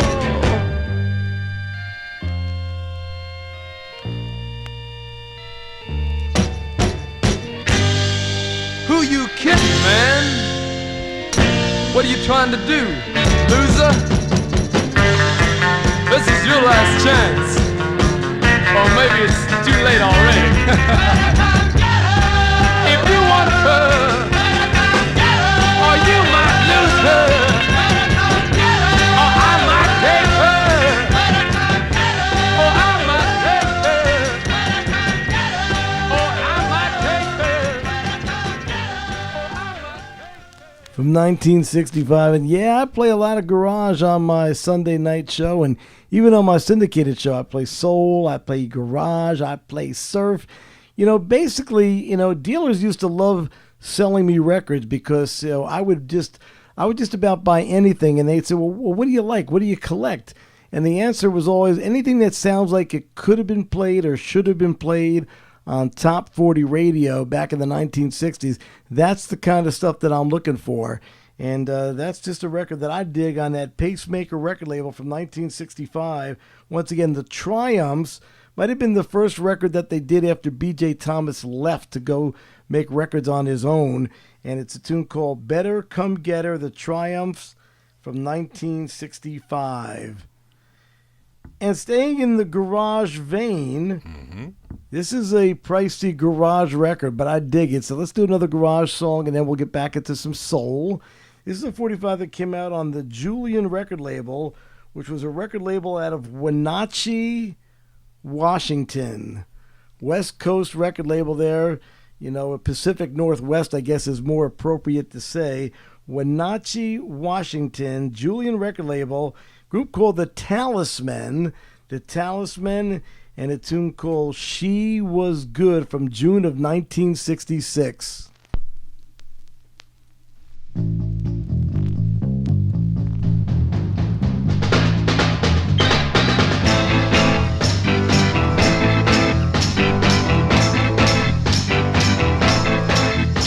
may act like an angel, but down inside she's no good. She started by telling me lies to hide what was inside. Though she was bad, she was the only girl I ever had, and she was good. Well, she said I tried to hurt her, but I know that could never be. Because I know in my soul she would never give that chance to me. Even though she was bad, she was the only girl I ever had, and she was good.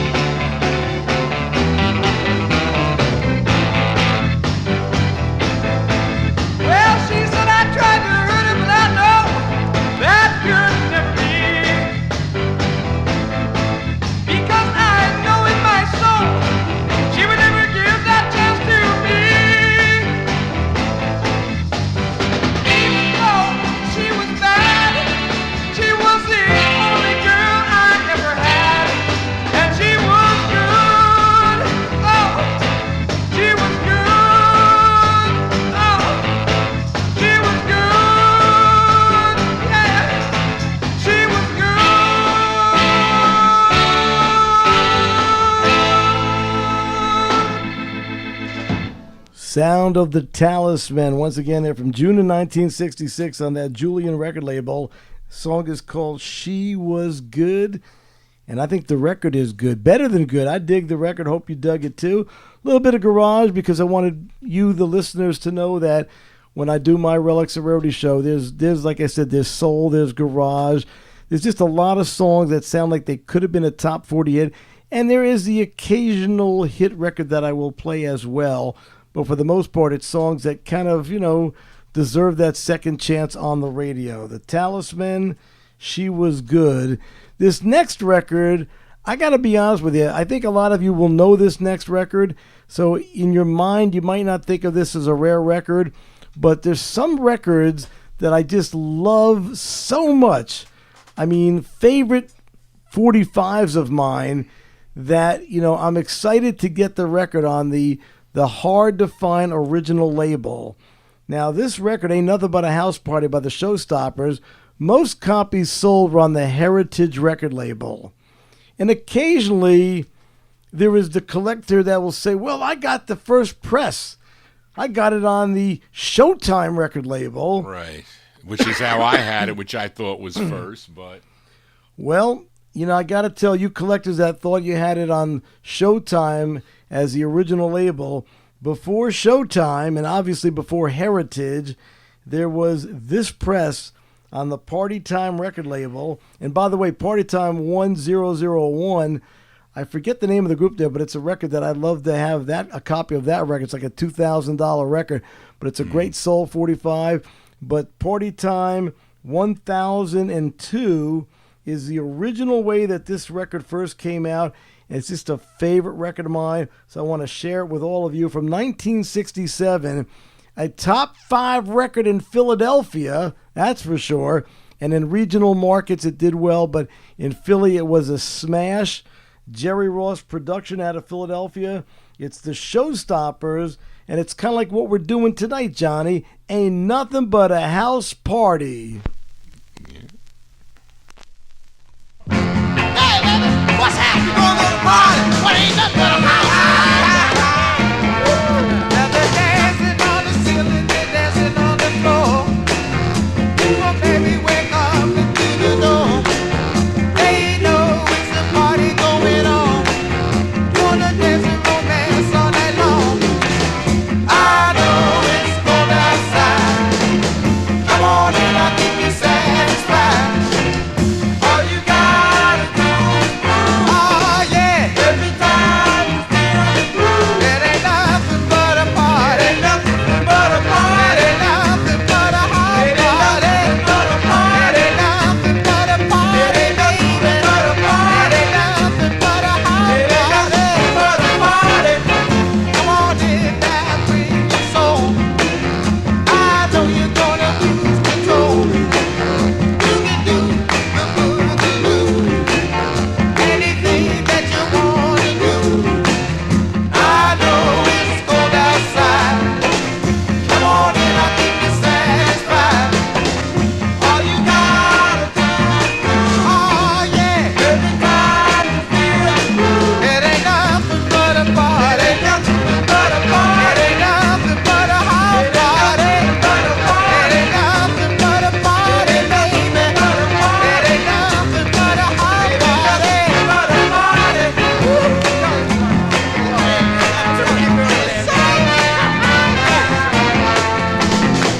You shake it from your nose to your toes, 'cause that's the way the dance goes.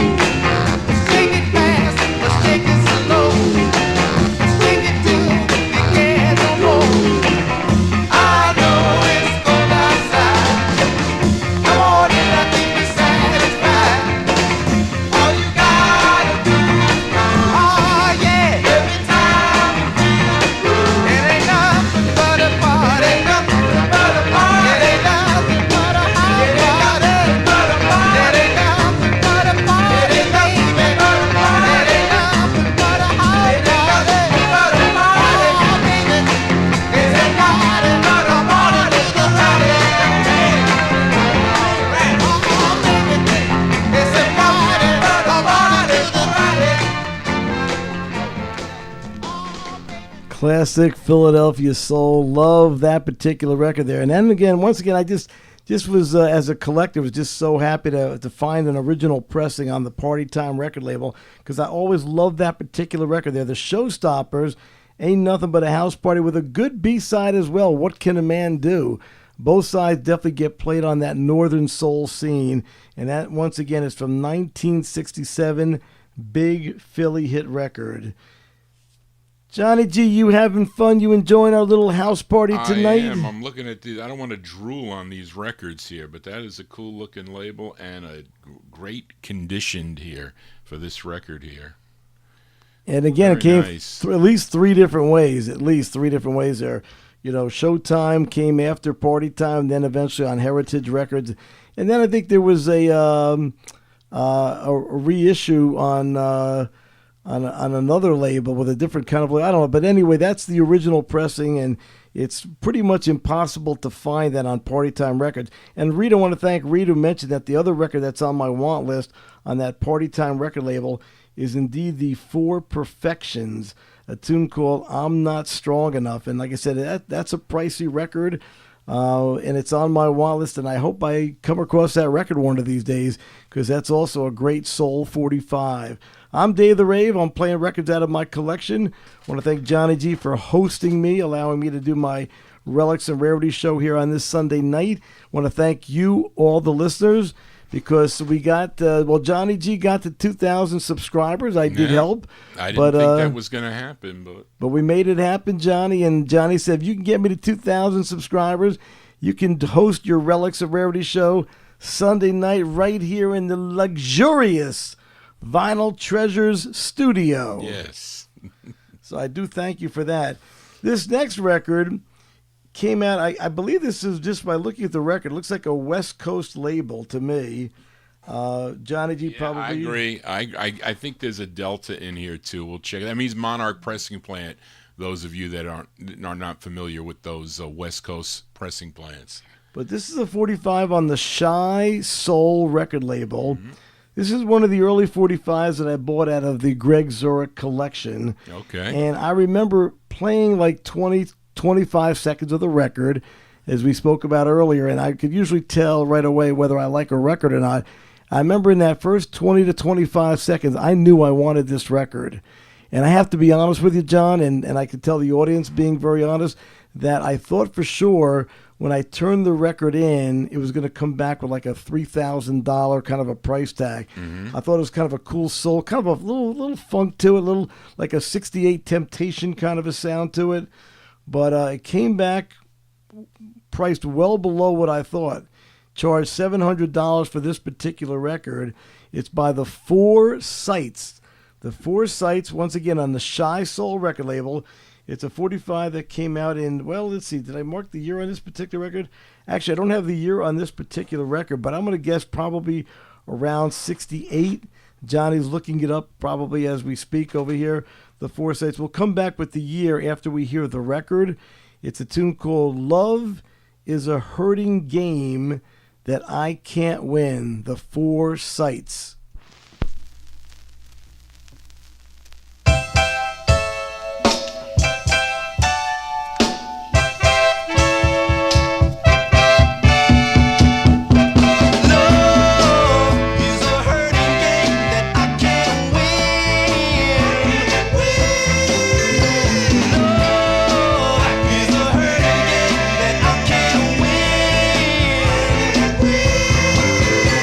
My friends laugh at me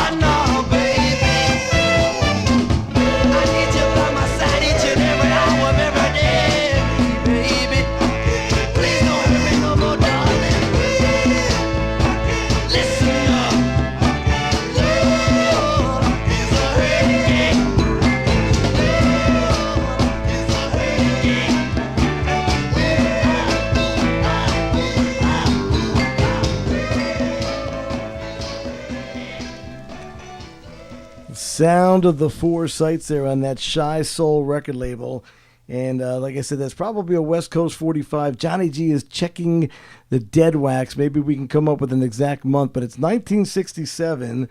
Once again, a group called the Four Sights, and a tune called Love is a Hurting Game That I Can't Win. So I hope you dug that record. Hope you're digging on a lot of these 45s out of my Relics and Rarities collection. October of 67. Johnny knows his Monarchs and all that kind of stuff that I don't know. I just know it sounds good, and I buy the records, and I love playing them for all of you on the radio. I really do. You know, it means a lot to share these lost 45s because and it means a lot to actually own the original 45s. As I have often said, I mean, I'm holding the dreams of somebody in my hand, and there's somebody, and you know, it's kind of cool when that somebody might happen to be, you know, tuned into the program on the radio or on YouTube, and their mind is blown because they can't believe that somebody has their record and they're playing that particular record. And that has happened to me before where people will call, and I remember once playing a Clifford Curry tune, and my phone rang, and it was Clifford Curry.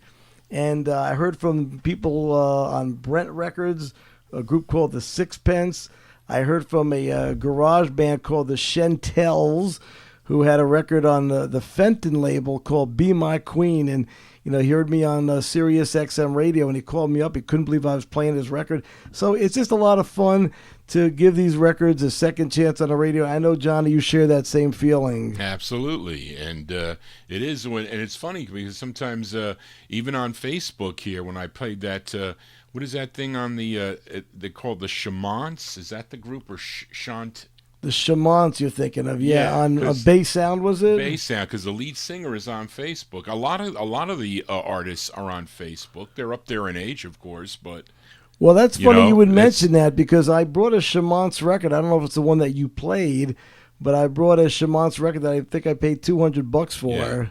Yeah. So maybe it's the same record, maybe it's a different one, but I'll try to pull it out and play it. But so he listens to your program. Well, I don't know if he listens to the program, because sometimes what happens is they see the scan. They see this, like I listed the Volcanoes, Help Wanted by the Volcanoes, because sometimes I try to put, you know, hits that people might know. So once in a while, and it's amazing because, you know, with the likes you get, and I don't know how the algorithms work, but the other people will see it, and they'll comment on it. And one time I had one of the, I think he was a member of the Volcanoes, comment on that record and goes, wow, they're still playing my record. So some cool stuff like that. Can we trace where somebody lives? I got to visit the Vinyl Grotto. I mean, this guy's got to have like an incredible record collection. But he has this next record. He says it's one of his favorite Northern Soul tunes. It's a song that people will know because it's an instrumental to the song that was a hit by Chris Montez, the song called Call Me.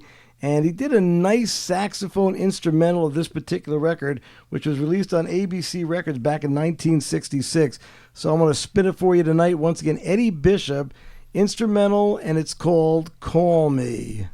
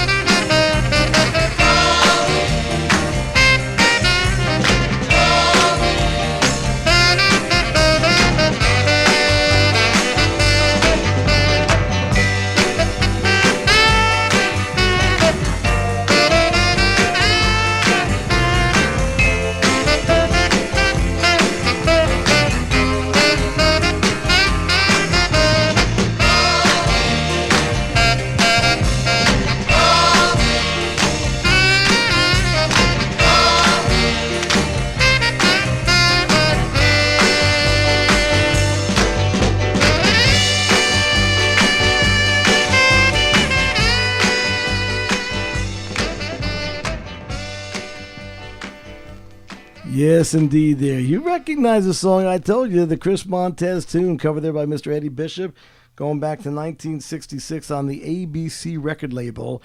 And Call Me. Yes, and well, you could always email me. I do have a phone line that I give out on the radio show. So if you call me, you can leave a message. I got my phone on silence right now. But my direct number for those of you that would like to contact me is 609-984-HITS, HITS, which I'm embarrassed to say. I forget what the numbers are. But it's 609-984-4877 is the phone number for anybody who'd like to reach out to me, leave a message, or simply email me, dave@davetherave.com. Well, I'm going back here to 1961 for this next record, and Johnny and I were looking at the label, and I asked Johnny if the record I'm playing next on the Arnold record label by Sammy and the Parliaments was maybe the Parliaments out of Plainfield, New Jersey, because 1961, that's like in the wheelhouse more of Johnny G than it might be a Dave the Rave wheelhouse. But, Johnny, you're not sure about whether it's the Parliaments from Plainfield or not, are you? No, I think this is Sammy Masters. Now, I have a record by the Dials, from 1962. I don't know if this is 61. You saw that it was 61? That's what I had seen, 1961. It wasn't Sammy Masters more of a rockabilly type of guy? No. No. You think it's Sam Hawkins? Sam Hawkins. I'm sorry. Okay. Sam Hawkins. Sam Hawkins had some cool solo efforts with groups. You know? Yeah, I knew it wasn't Sammy Masters because I have some Sammy Masters and it's more like rockabilly. Sam Hawkins. Okay. So it could be him. I don't know. But No Hard Feelings was done by the Dials, a group out of Philadelphia, on the Hilltop label, I think. But I'm going to check Ferdy Gonzalez on this. Okay, so we're going to, right now we've got this as, I have it as 1961, but Johnny G is going to do some checking on it. But I don't recall the record at all, I'll be honest with you. Paid $200 for the record, so I must have listened to 25, 30 seconds of the record. I must have dug it. So I'm going to spin it for you tonight. Once again, it's Sammy and the Parliaments on the Arnold record label, and the song is called No Hard Feelings.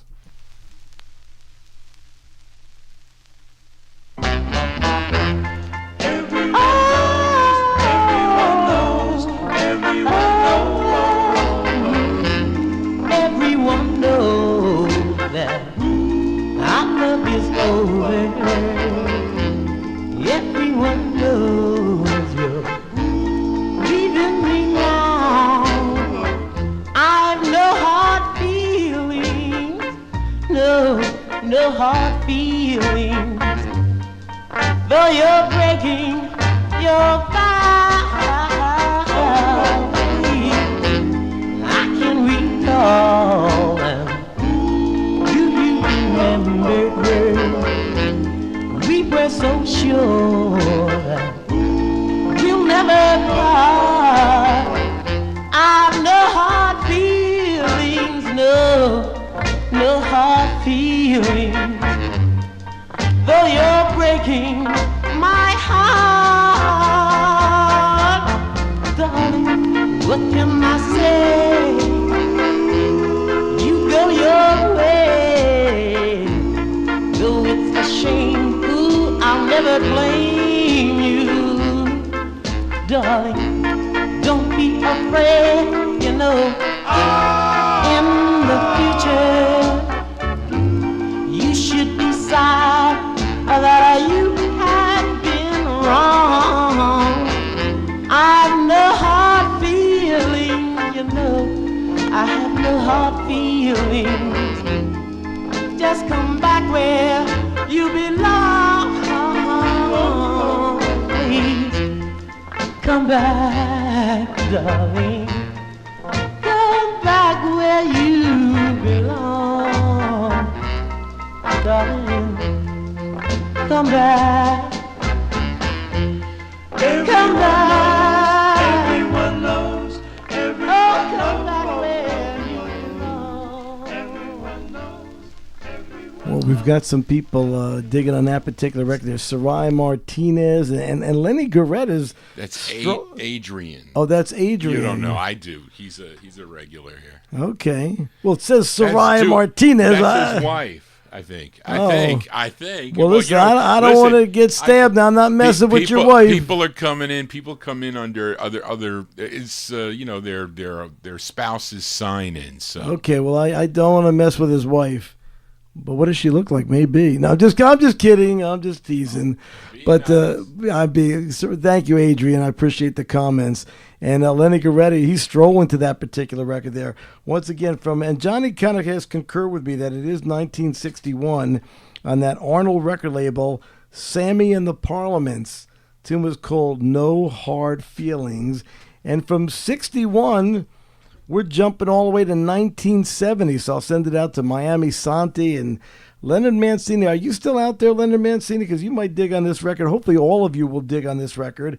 It's a 45 that came out on the Dispo record label. As you saw the label, Johnny G held it up for you.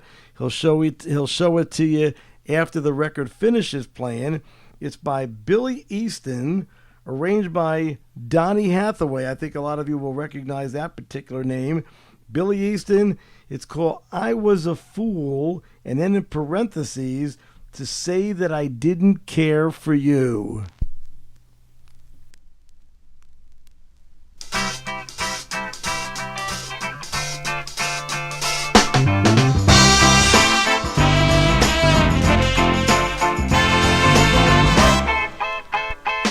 I was a fool to say that I didn't care for you. Yes, I was. I got to prove my love that I want to share with you. Yes, I do. Oh, now that you're gone, it's lonely being alone. Admit that I was wrong. I was weak when you were so strong. Oh, yeah. I'm gonna do everything to make you believe in me. Yes, I will.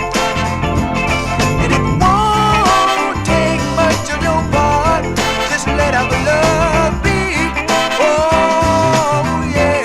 Oh, now that you're gone, it's lonely being alone.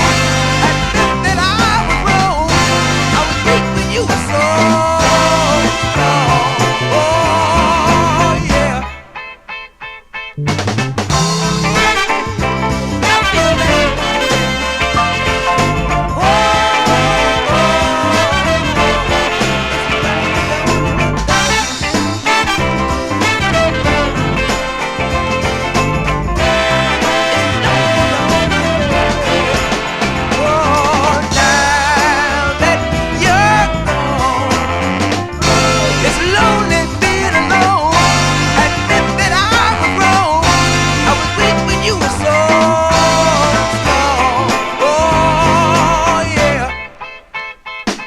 There's a dark cloud hanging over my head. Yes, it is. And my heart is longing for you, baby. Just like you said.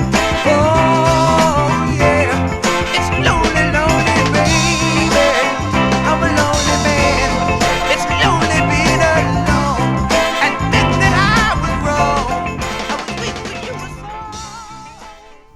Billy Easton there on that Dispo record label there from 1970. And I think that record might have the distinction for the least expensive 45 that I played tonight. Only paid $25 for that particular record. Once again, a tune arranged by the great Donny Hathaway. Billy Easton, I Was a Fool, and in parentheses, to say that I didn't care for you. Billy Easton. I'm Dave the Rave with all the records you crave. That's what I say on the radio, and it's weird. I'm sitting down here tonight, Johnny. When I do my show back in the No Static Attic, I have, like tonight, I have no idea what the heck I'm playing next. I'm just digging in the box, and back in my studio, I got records on the floor, on the couch, on the kitchen table, on the kitchen island. I got a record on. I'm just kind of like feeling the music. It's actually easier for you because you're not standing, you're sitting, and I'm chill. You're thumbing through you're actually calm.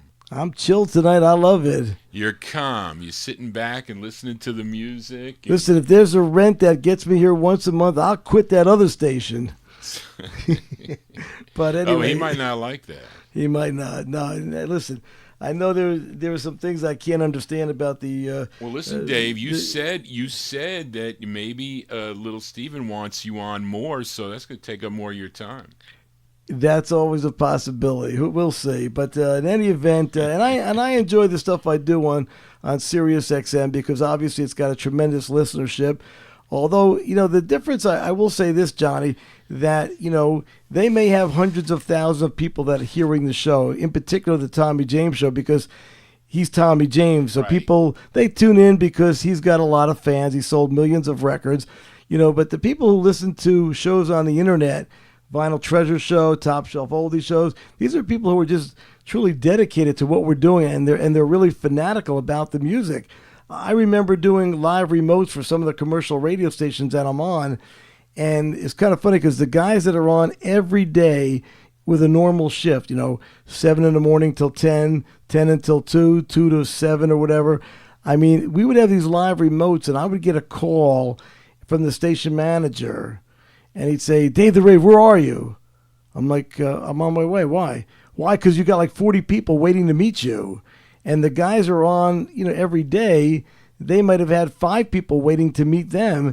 And it's because, they were on every day. Could have been background music. But what you and I do, it's kind of like a appointment radio.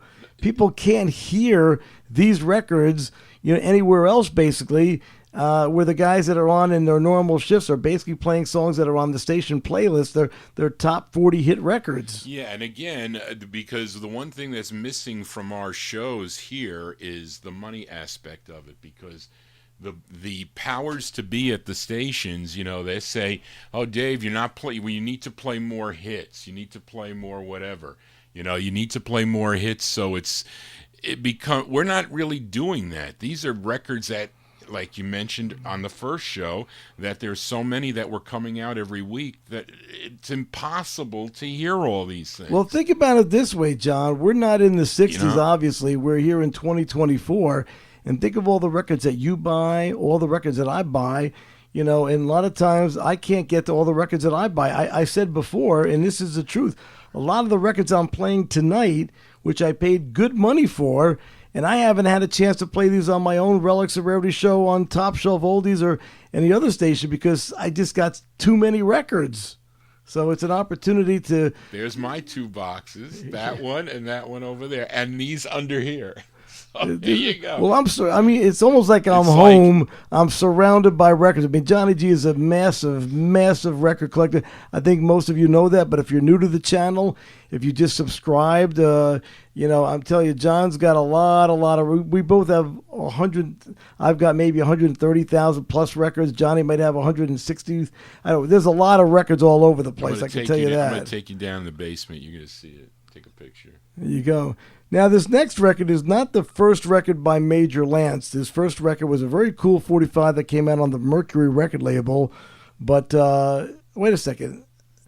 Major Lance, I'm thinking of Eddie Holland was on Mercury. No, Major Lance was also on Mercury as well? Yes, you're correct. Okay, so Major Lance's first 45 was on Mercury Records. Phyllis, you were thinking of. Okay. It's Phyllis and I've Got a Girl. Okay, by Major Lance. That's right, from February of 60. That was his first record. Now, the first 45 that he did on the OK record label, which is the label that he had most of his hits on, was 1962. And I brought this record because I tried to think of records that Johnny might not have had in his collection. And I remember at some point that Johnny said he needed that first OK 45 by Major Lance. So it's a great record. It's a great double-sided record, as most of his 45s were. That I am aware of. So I'd like to share this with you from 1962 on the OK label. It's Major Lance. It's not going to surprise you when I tell you that it's a Curtis Mayfield tune, because Curtis wrote a lot of the songs for Major Lance. This is called Delilah.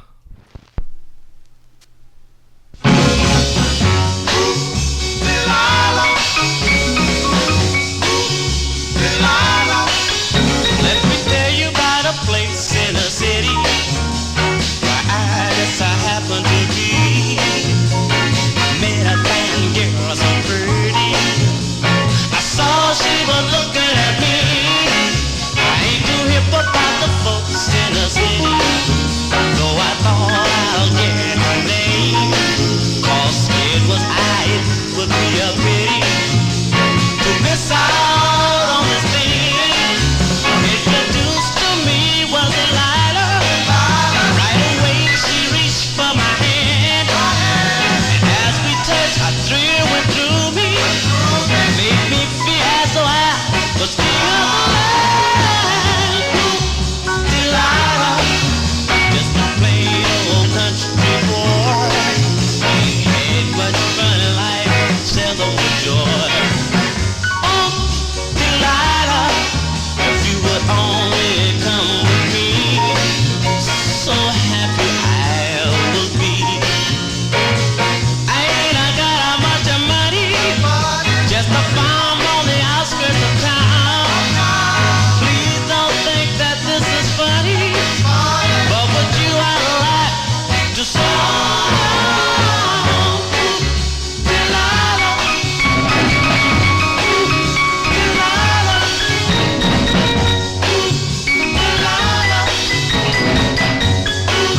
Delilah, I ain't got much of money, just a farm on the outskirts of town.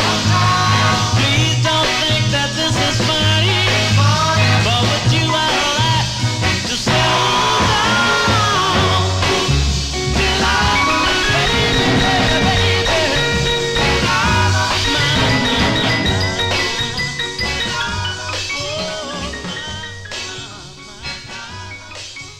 Well, obviously not the Delilah that Tom Jones had the big hit with. No, not so. A completely different Delilah, a Curtis Mayfield tune. Once again, that was his very first on the OK record label, produced by Carl Davis. Major Lance and a tune called Delilah from 1962. I'm Dave the Raven. Again, thank you for all of you who are tuned into our broadcast tonight. Kind of like doing my Relics and Rarity show, which again, normally Sunday nights on topshelfoldies.org. But again, I urge you to go to Facebook and like or follow my Dave the Rave Relics and Rarities page, because my girlfriend lives long distance from me, and I guess to maintain the relationship, I've got to visit her some weekends. So I guess like 1 or 2 weekends of the month, I'm up in Saratoga Springs, New York area, which is about 300 miles from my house. Actually, I take that back. It's about 215 miles from my house. And as a result, I end up spending the weekends over there. But of course, my syndicated show does play every weekend, and that's a show that I think you would enjoy as well. And of course, I do every week on the Tommy James Show on Sirius XM Radio, Channel 73, Sirius XM 60s Gold. But of course, I'm here with the Golden Boy, Johnny Golden, Johnny Gossard, Johnny the G. guy keeping the music alive. And he's a great host, and of course, his mother is a great cook. She cooked a great dinner. So I'm having a fun time tonight, and I want to play you a record here from 1965, which again is a record that I paid. This one was only $120, Johnny. It's not really.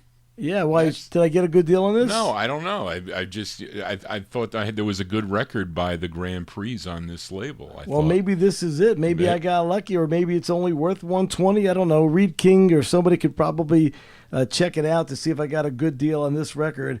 But indeed, it is by the Grand Prix on the Big Mac record label from 1965. And I hope you dig the record. It's called I See Her Pretty Face. I wake up in my lovely room. I stare at the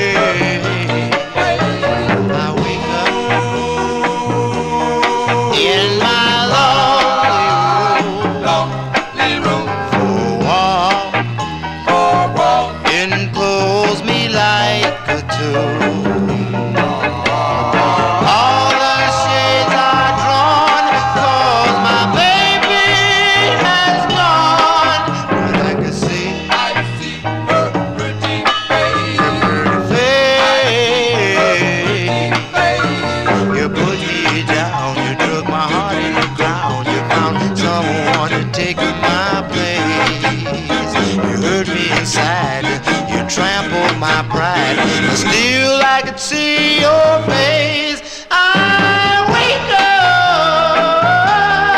in my lonely room for a walk, enclose me like a tomb. All the shades are drawn, 'cause my baby has gone. I can see her pretty face. Where is my baby? Where can she be? You see my baby, send her to me. Yes, baby. Well, Adrian and Lenny, they can understand why just on a couple of beats of that particular record, I fell in love with that particular record there. Once again, from 1965 on the Big Mac record label, the Grand Prix, and a tune called I See Her Pretty Face. This next record, Johnny, is something from early 1969, and this is also one of the few records I've played tonight that's under $100. Only paid $60 for this particular record. It's a 45 that came out on the Uptight record label, probably best known for Joe Bataan 45s, but this is by the Harvey Aver Dozen. Okay. Harvey wrote the song. I don't remember the song, and that's the honest to God truth, but I remember digging the record when I put it on the turntable. So hopefully the crowd tonight will dig it as much as I did. Harvey Aver Dozen, once again, January of '69. It's called Girl That I Love.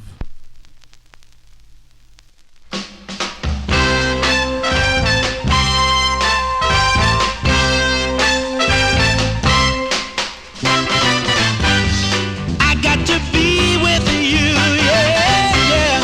I feel so free with you, alright.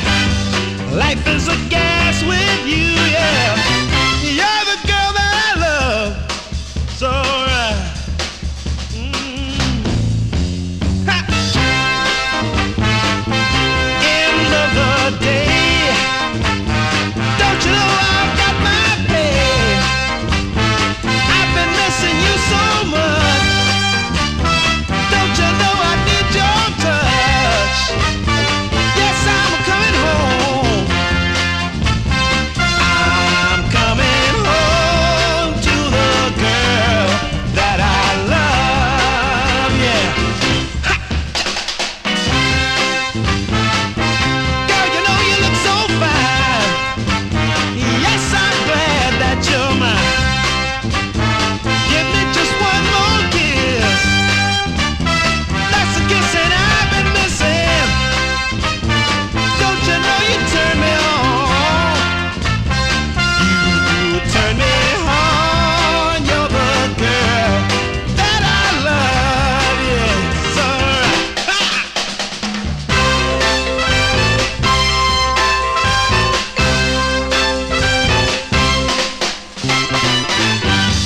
I got to be with you, yeah. I feel so free with you. Life is a gas with you, yeah. You're the girl that I love, yeah. It's alright.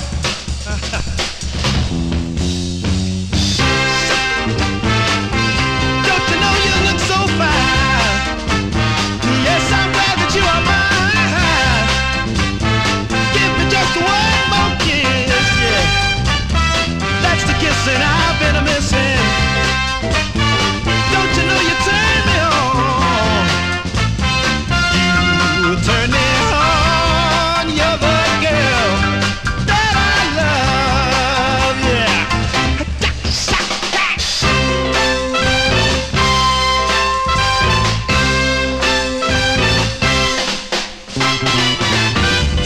I got to be with you, yeah. I feel so free with you, yeah, yeah.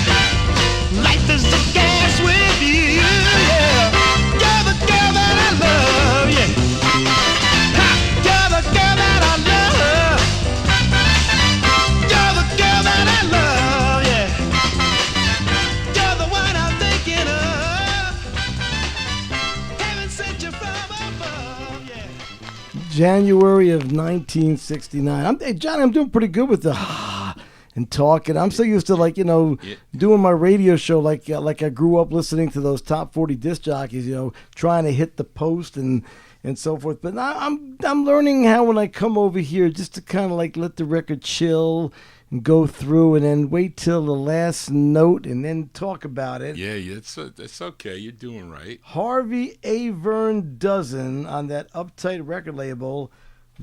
Simply called Girl That I Love, once again from January of 1969.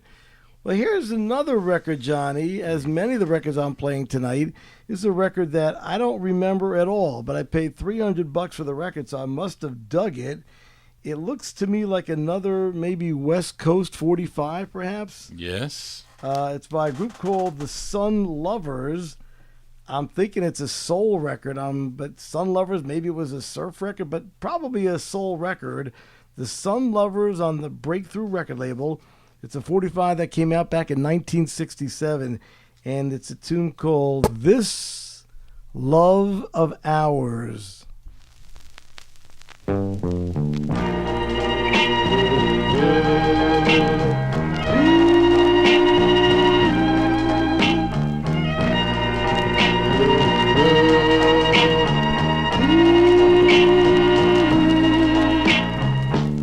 This little love of ours just keep on growing and growing. This little love of ours, I know, you know that I know we're in love. We're in love. Hey,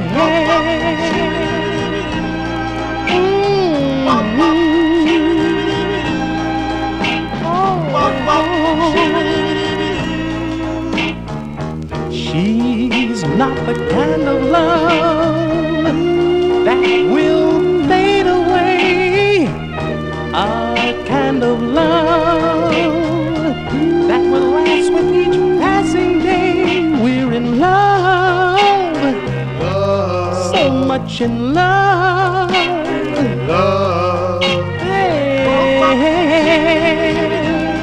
So much in love. We're so much in love.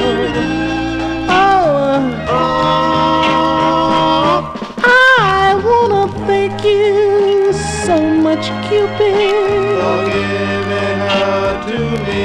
and for all the sweet things that she does for me. This is all I can give, because love got me speechless.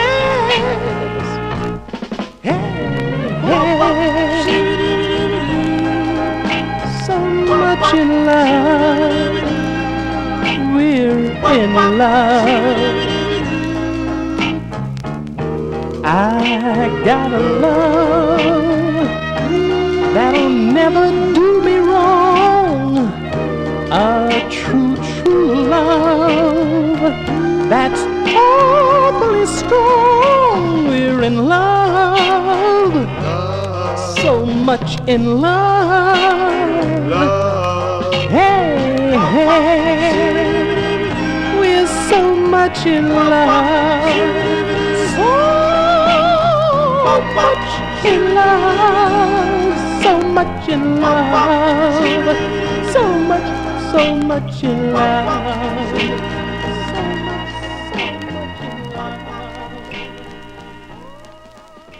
From 1967 there on the Breakthrough record label, the Sun Lovers. The Sun Lovers in a tune called This Love of Ours. I just realized, Johnny G, I'm seeing these things on the screen. I'm like, where'd that come from? But I'm looking because I've been sort of focusing on things in front of me and in my record box. I see Johnny giving a little preview of your upcoming show. I'm just going through here looking to see if I had anything that was interesting that maybe, I got a lot of, we picked up a lot of listeners tonight, Dave the Rave, thank you for assisting with that. as you always do. So these are some of these are records that I've just gotten in the collection. I haven't cleaned them yet. Well, for every record that you play that comes out of your collection, I get 25 cents off of my fee. Okay, we'll see. Or we go overtime. I don't care. That's good with me. But once again, the Sun Lovers and This Love of Ours. This next record that I got lined up for you is a 45 that I brought because I know that when we were digging through records at this out of the Greg Zurich collection, I know that if Johnny G saw this record, he would have grabbed it. But unfortunately for Johnny, I found it first. And that happens sometimes. He gets records that I would like to have and vice versa. That's the nature of record collecting and digging for 45s and so forth. But this is by a group. They had a record out on the Randy label, which I do have in my box as well. In fact, I just showed it to Johnny, by Fern and the Aprils. Yeah, which I have. This is the one that because I heard you play this on my Relics and Rarity show on Top Shelf. That's yeah, this correct. is kind of like the elusive one. In fact, I understand from you talking about this record that this is a difficult record to find. Yep. And I got a great deal on the record, I can tell you that. I know, I think when I told you what I paid for this record, I paid let's see here, $40 for this record. Yeah, that's a deal. That's a real deal. That's a good deal. The Randy label, it's the Aprils, and it's a tune written by Andre Williams. I guess that's the A. Williams, I would imagine. Produced by Andre Williams as well, at least co-produced by Andre Williams. It's the Aprils. I want to send it out to Milwaukee Jamie. I know she's a listener of mine and loves those girl group records. So I'll send it out to you, Jamie. It's called Precious Love.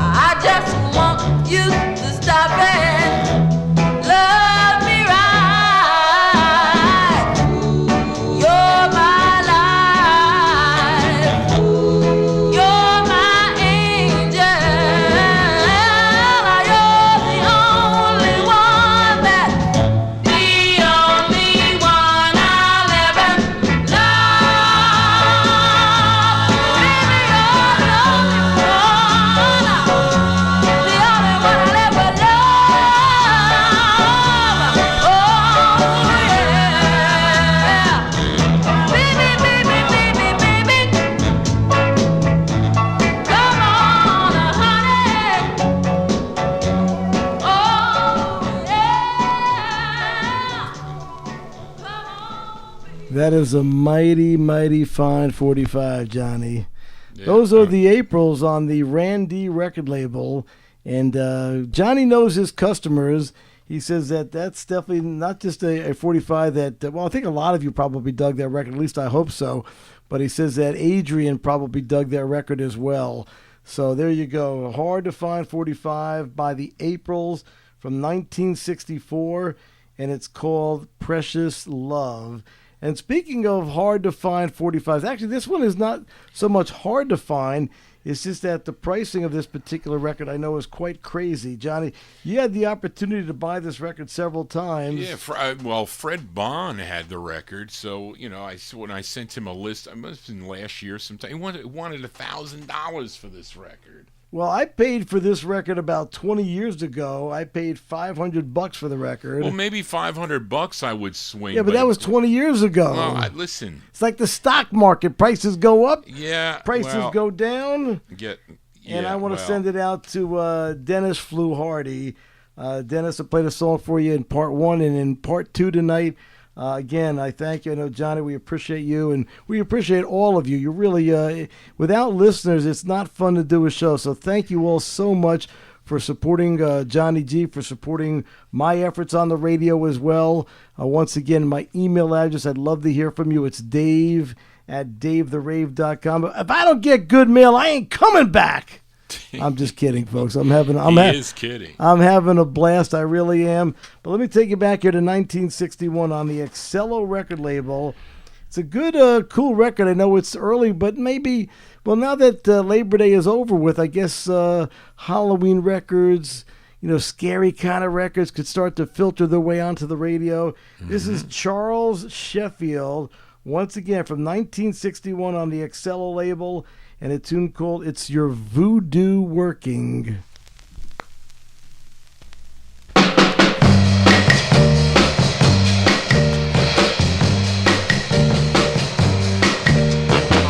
fell in love with your body and soul.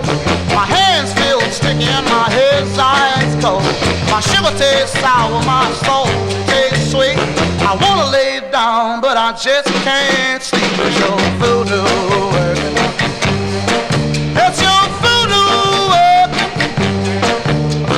Round and round, same old thing. A heartache, misery, trouble, and pain. It's your voodoo working. It's your voodoo working. It's your voodoo working. Voodoo working, and I can't get a look.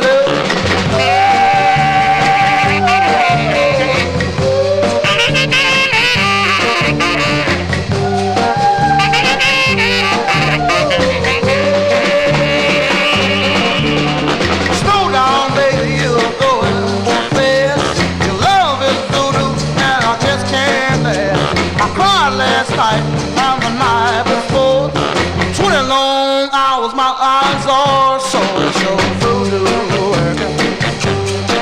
It's your voodoo working. It's your voodoo working. Voodoo working, and I can't get a look.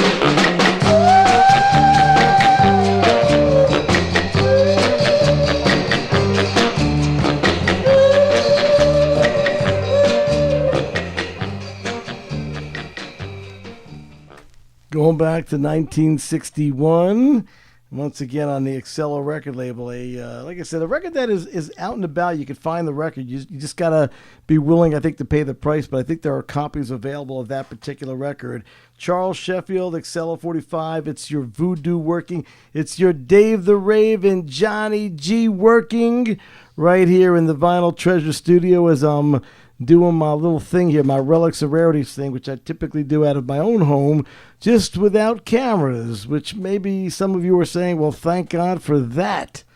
But I enjoy doing the show, and of course, I love playing records as Johnny does as well. We love kind of sharing 45s out of our collection, and we're showing them off, and we're having a blast. It's a little bit of everything, but hopefully you vinyl record collectors out there, you vinyl lovers, 45 lovers are kind of enjoying what you're hearing on YouTube here. And let me play you a record that I hope, if I recall, I like both sides of the record. I hope that this is the record I'm thinking of, because I wasn't sure what side to play. But in fact, there's X's on the other side of this particular record. But if I recall, it was this side that I liked a bit better than the side with the 2 X's marked on the label. It's a 45 that came out in 1968. Pricey 45, as a lot of these records have been. Larry Atkins on the Highland record label, and it's a tune called Ain't That Love Enough.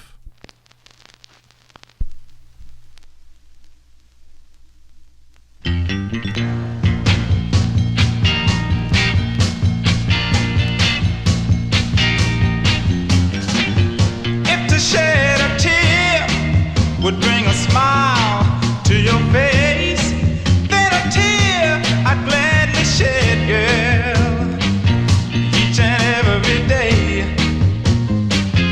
If I had to crawl, then proudly I would fall. I ain't lying, baby, I'd give it up. No, I ain't jiving, girl. Ain't that love enough? If you are but a dream, then don't disturb me, please. Let me sleep my life away. Give me more such dreams as these. And if to lose my sight would brighten up your life, I ain't lying, I'd give it up. No, I ain't jiving, girl. Ain't that love enough? Oh, yeah.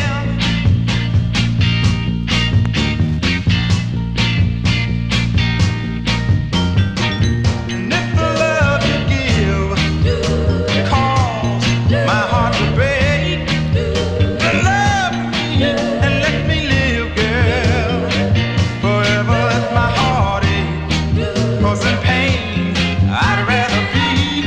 Happiness is not for me. I ain't lying, baby, I'd give it up. Lord, I ain't jiving, girl. Ain't that love enough? What more do you want? What more do you need? Oh, my darling, I'm yours to keep. I ain't lying, as quiet as it's kept. You're more to me, girl, than life itself. I ain't jiving, I'd give it up. Without your love, girl, this life ain't good. I ain't lying. I ain't lying. That's a fine 45. The Dynamics on the RCA Victor record label from July. No. Not the Dynamic. Oh, that was Larry Hale. Yes. I'm ahead of myself here. But He's that, ahead of himself, folks. But that was indeed from July of 1968. Larry Atkins. That's correct. Larry Atkins on the Highland record label. A good double-sided 45, because I think I did play the other side of the record, and I think the other side is called Lighten Up, if I recall, and both sides were pretty good, but that's Larry Atkins. Ain't That Love Enough? What's on the other side? Lighten Up? Yes, sir. Lighten Up on the other side of the record. And once again, that was from summer of 1968. That'll set you back about $600. That's what I paid for the record. It's a good song, though. Day of the Rave here on a Sunday night with Johnny G, doing my Sunday night thing out of the Vinyltreasure studios. And now I'm going to take you to January of 67. There was a lot of great soul 45s, Johnny, as you probably know, that came out on the RCA Victor record label. A whole bunch of great soul 45s that went nowhere. We played some earlier tonight by Willie Kendrick, and I think I might have played another one earlier tonight as well, but maybe not. But let me play this one for you right now. Once again, from January of 67. It is by a group called The Dynamics, and it's a tune called I Need Your Love.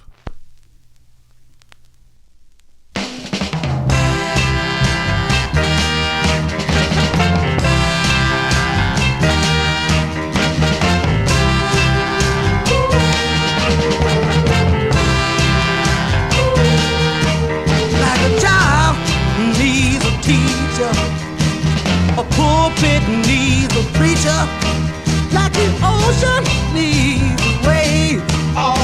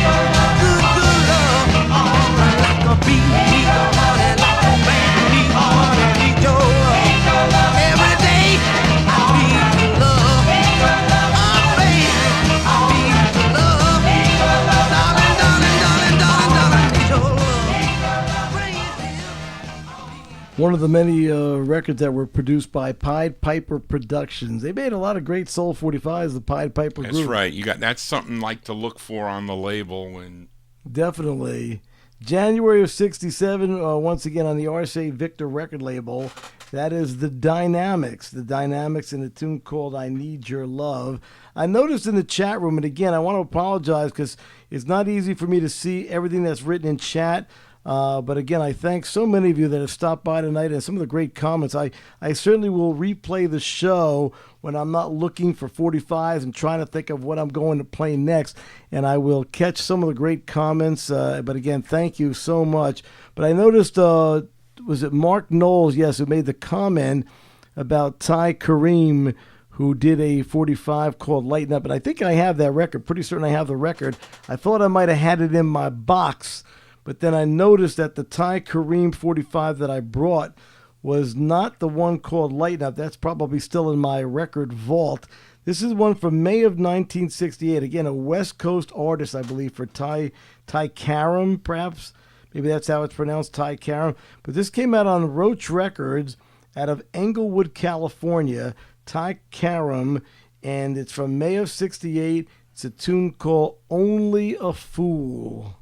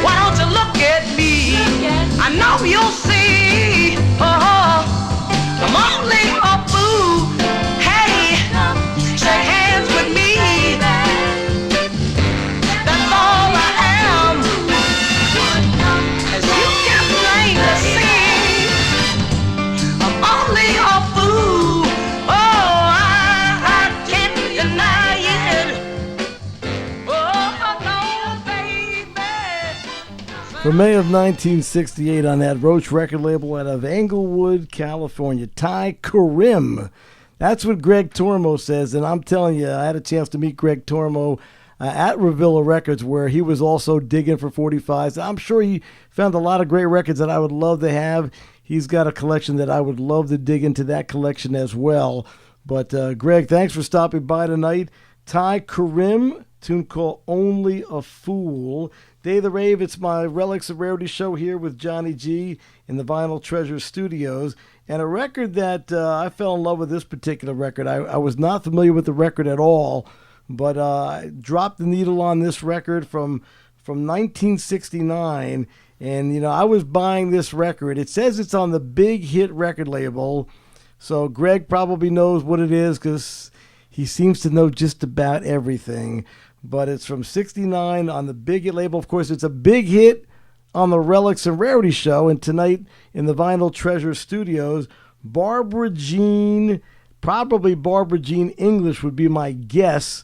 Barbara Jean and the Lyrics. The Big Hit record label was out of Detroit, Michigan. Love this particular record.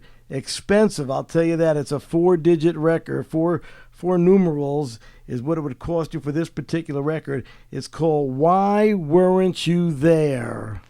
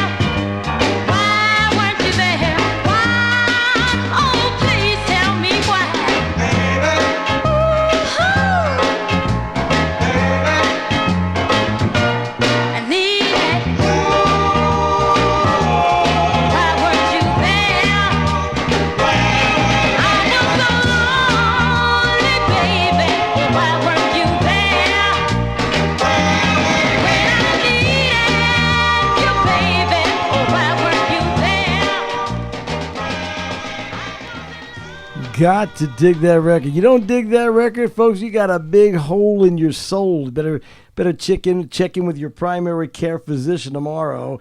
Barbara Jean and the Lyrics out of Detroit, Michigan on the Big Hit record label.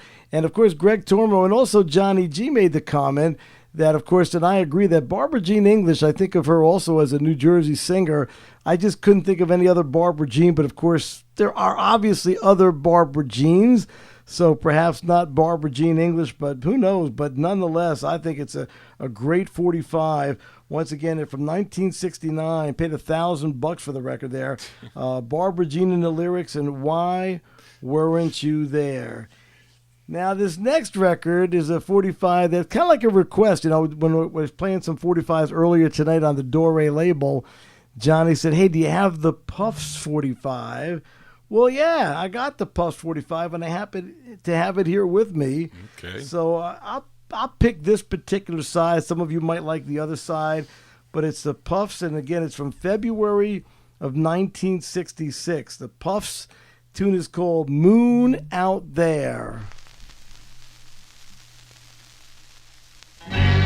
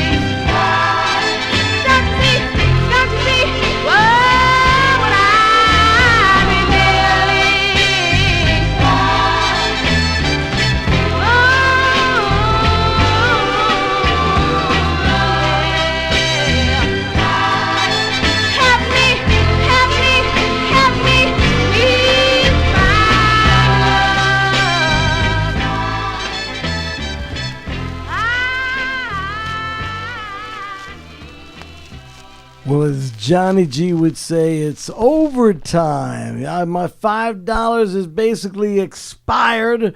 My rental, of course, we're just kind of kidding around about that. But, I know when I said if you were here earlier tonight, part one, I played a whole bunch of Rare 45. That'll be up on, on Johnny G's Vinyl Treasures. You could check out the archives. And there was a part one which went from 2 p.m. until 6 p.m. And then, of course, Johnny wasn't sure about doing part two.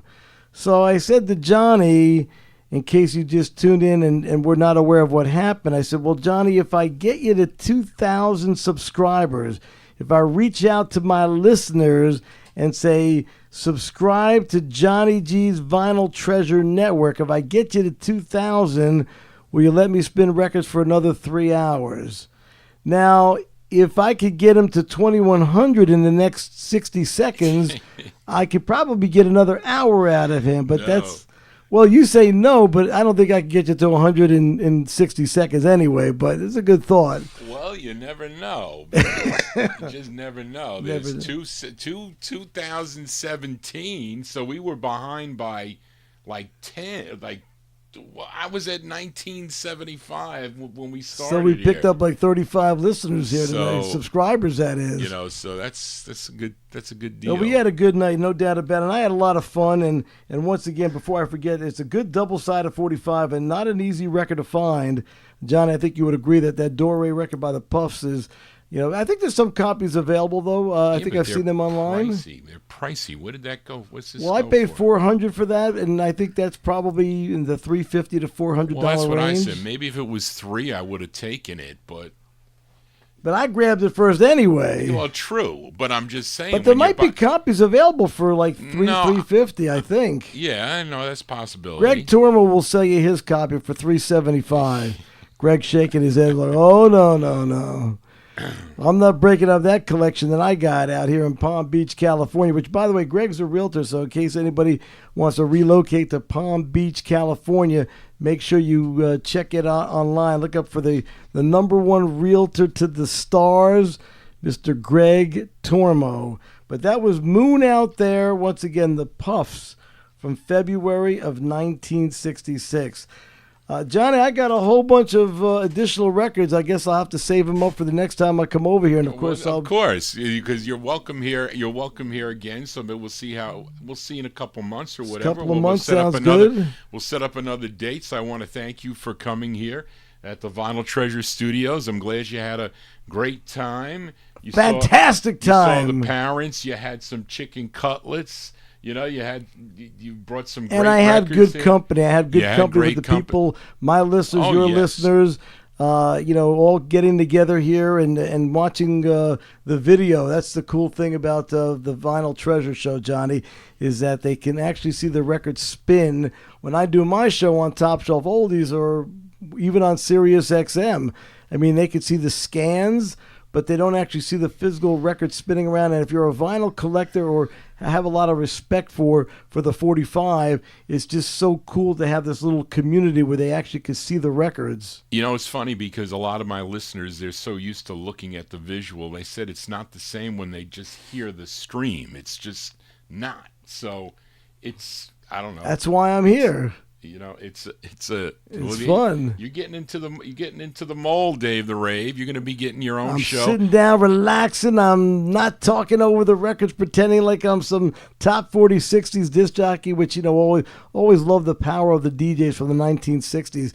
So some people think I talk on the record, because I'm trying to ruin the record. I'm just kind of like the style that I'm used to. But when I come here, I get into the Vinyl Treasure kind of a mode. That's correct. I got a killer record that's going to send everybody off to bed or, my way out, pack up my records and so forth. This is a record from 1965. This was also a pricey 45. I don't know if I got a good deal on this or not. Greg Tormo can probably let me know, but I paid $1,100 for this record and no regrets whatsoever. Because I really dig this record. It's by a guy who had a lot of good records on Groovesville. This happens to be one on Wheelsville. but it's, of course, and that's a Detroit record label. It's by Steve Mancha. You probably have some Steve Mancha 45s in your collection as well, Johnny, but maybe not this particular one. But I think you're going to fall in love with this record. I think everybody's going to want this record. It's just a cool record. So I'll make this my last record of the evening. And again, thank you. My email, dave@davetherave.com. I'd love to get a comment. And please like my Facebook so that you could, find me when I do my show on Sunday nights or on other radio stations.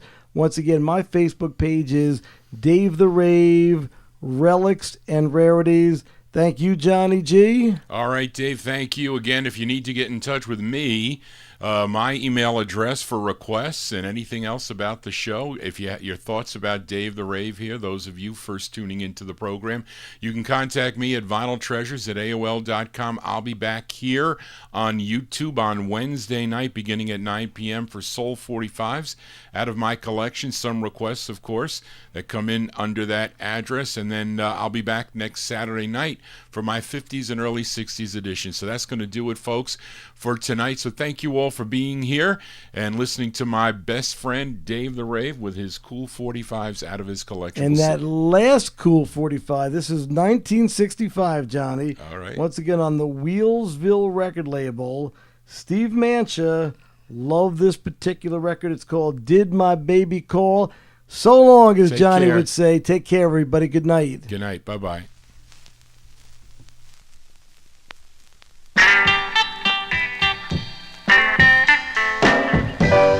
Oh, yeah.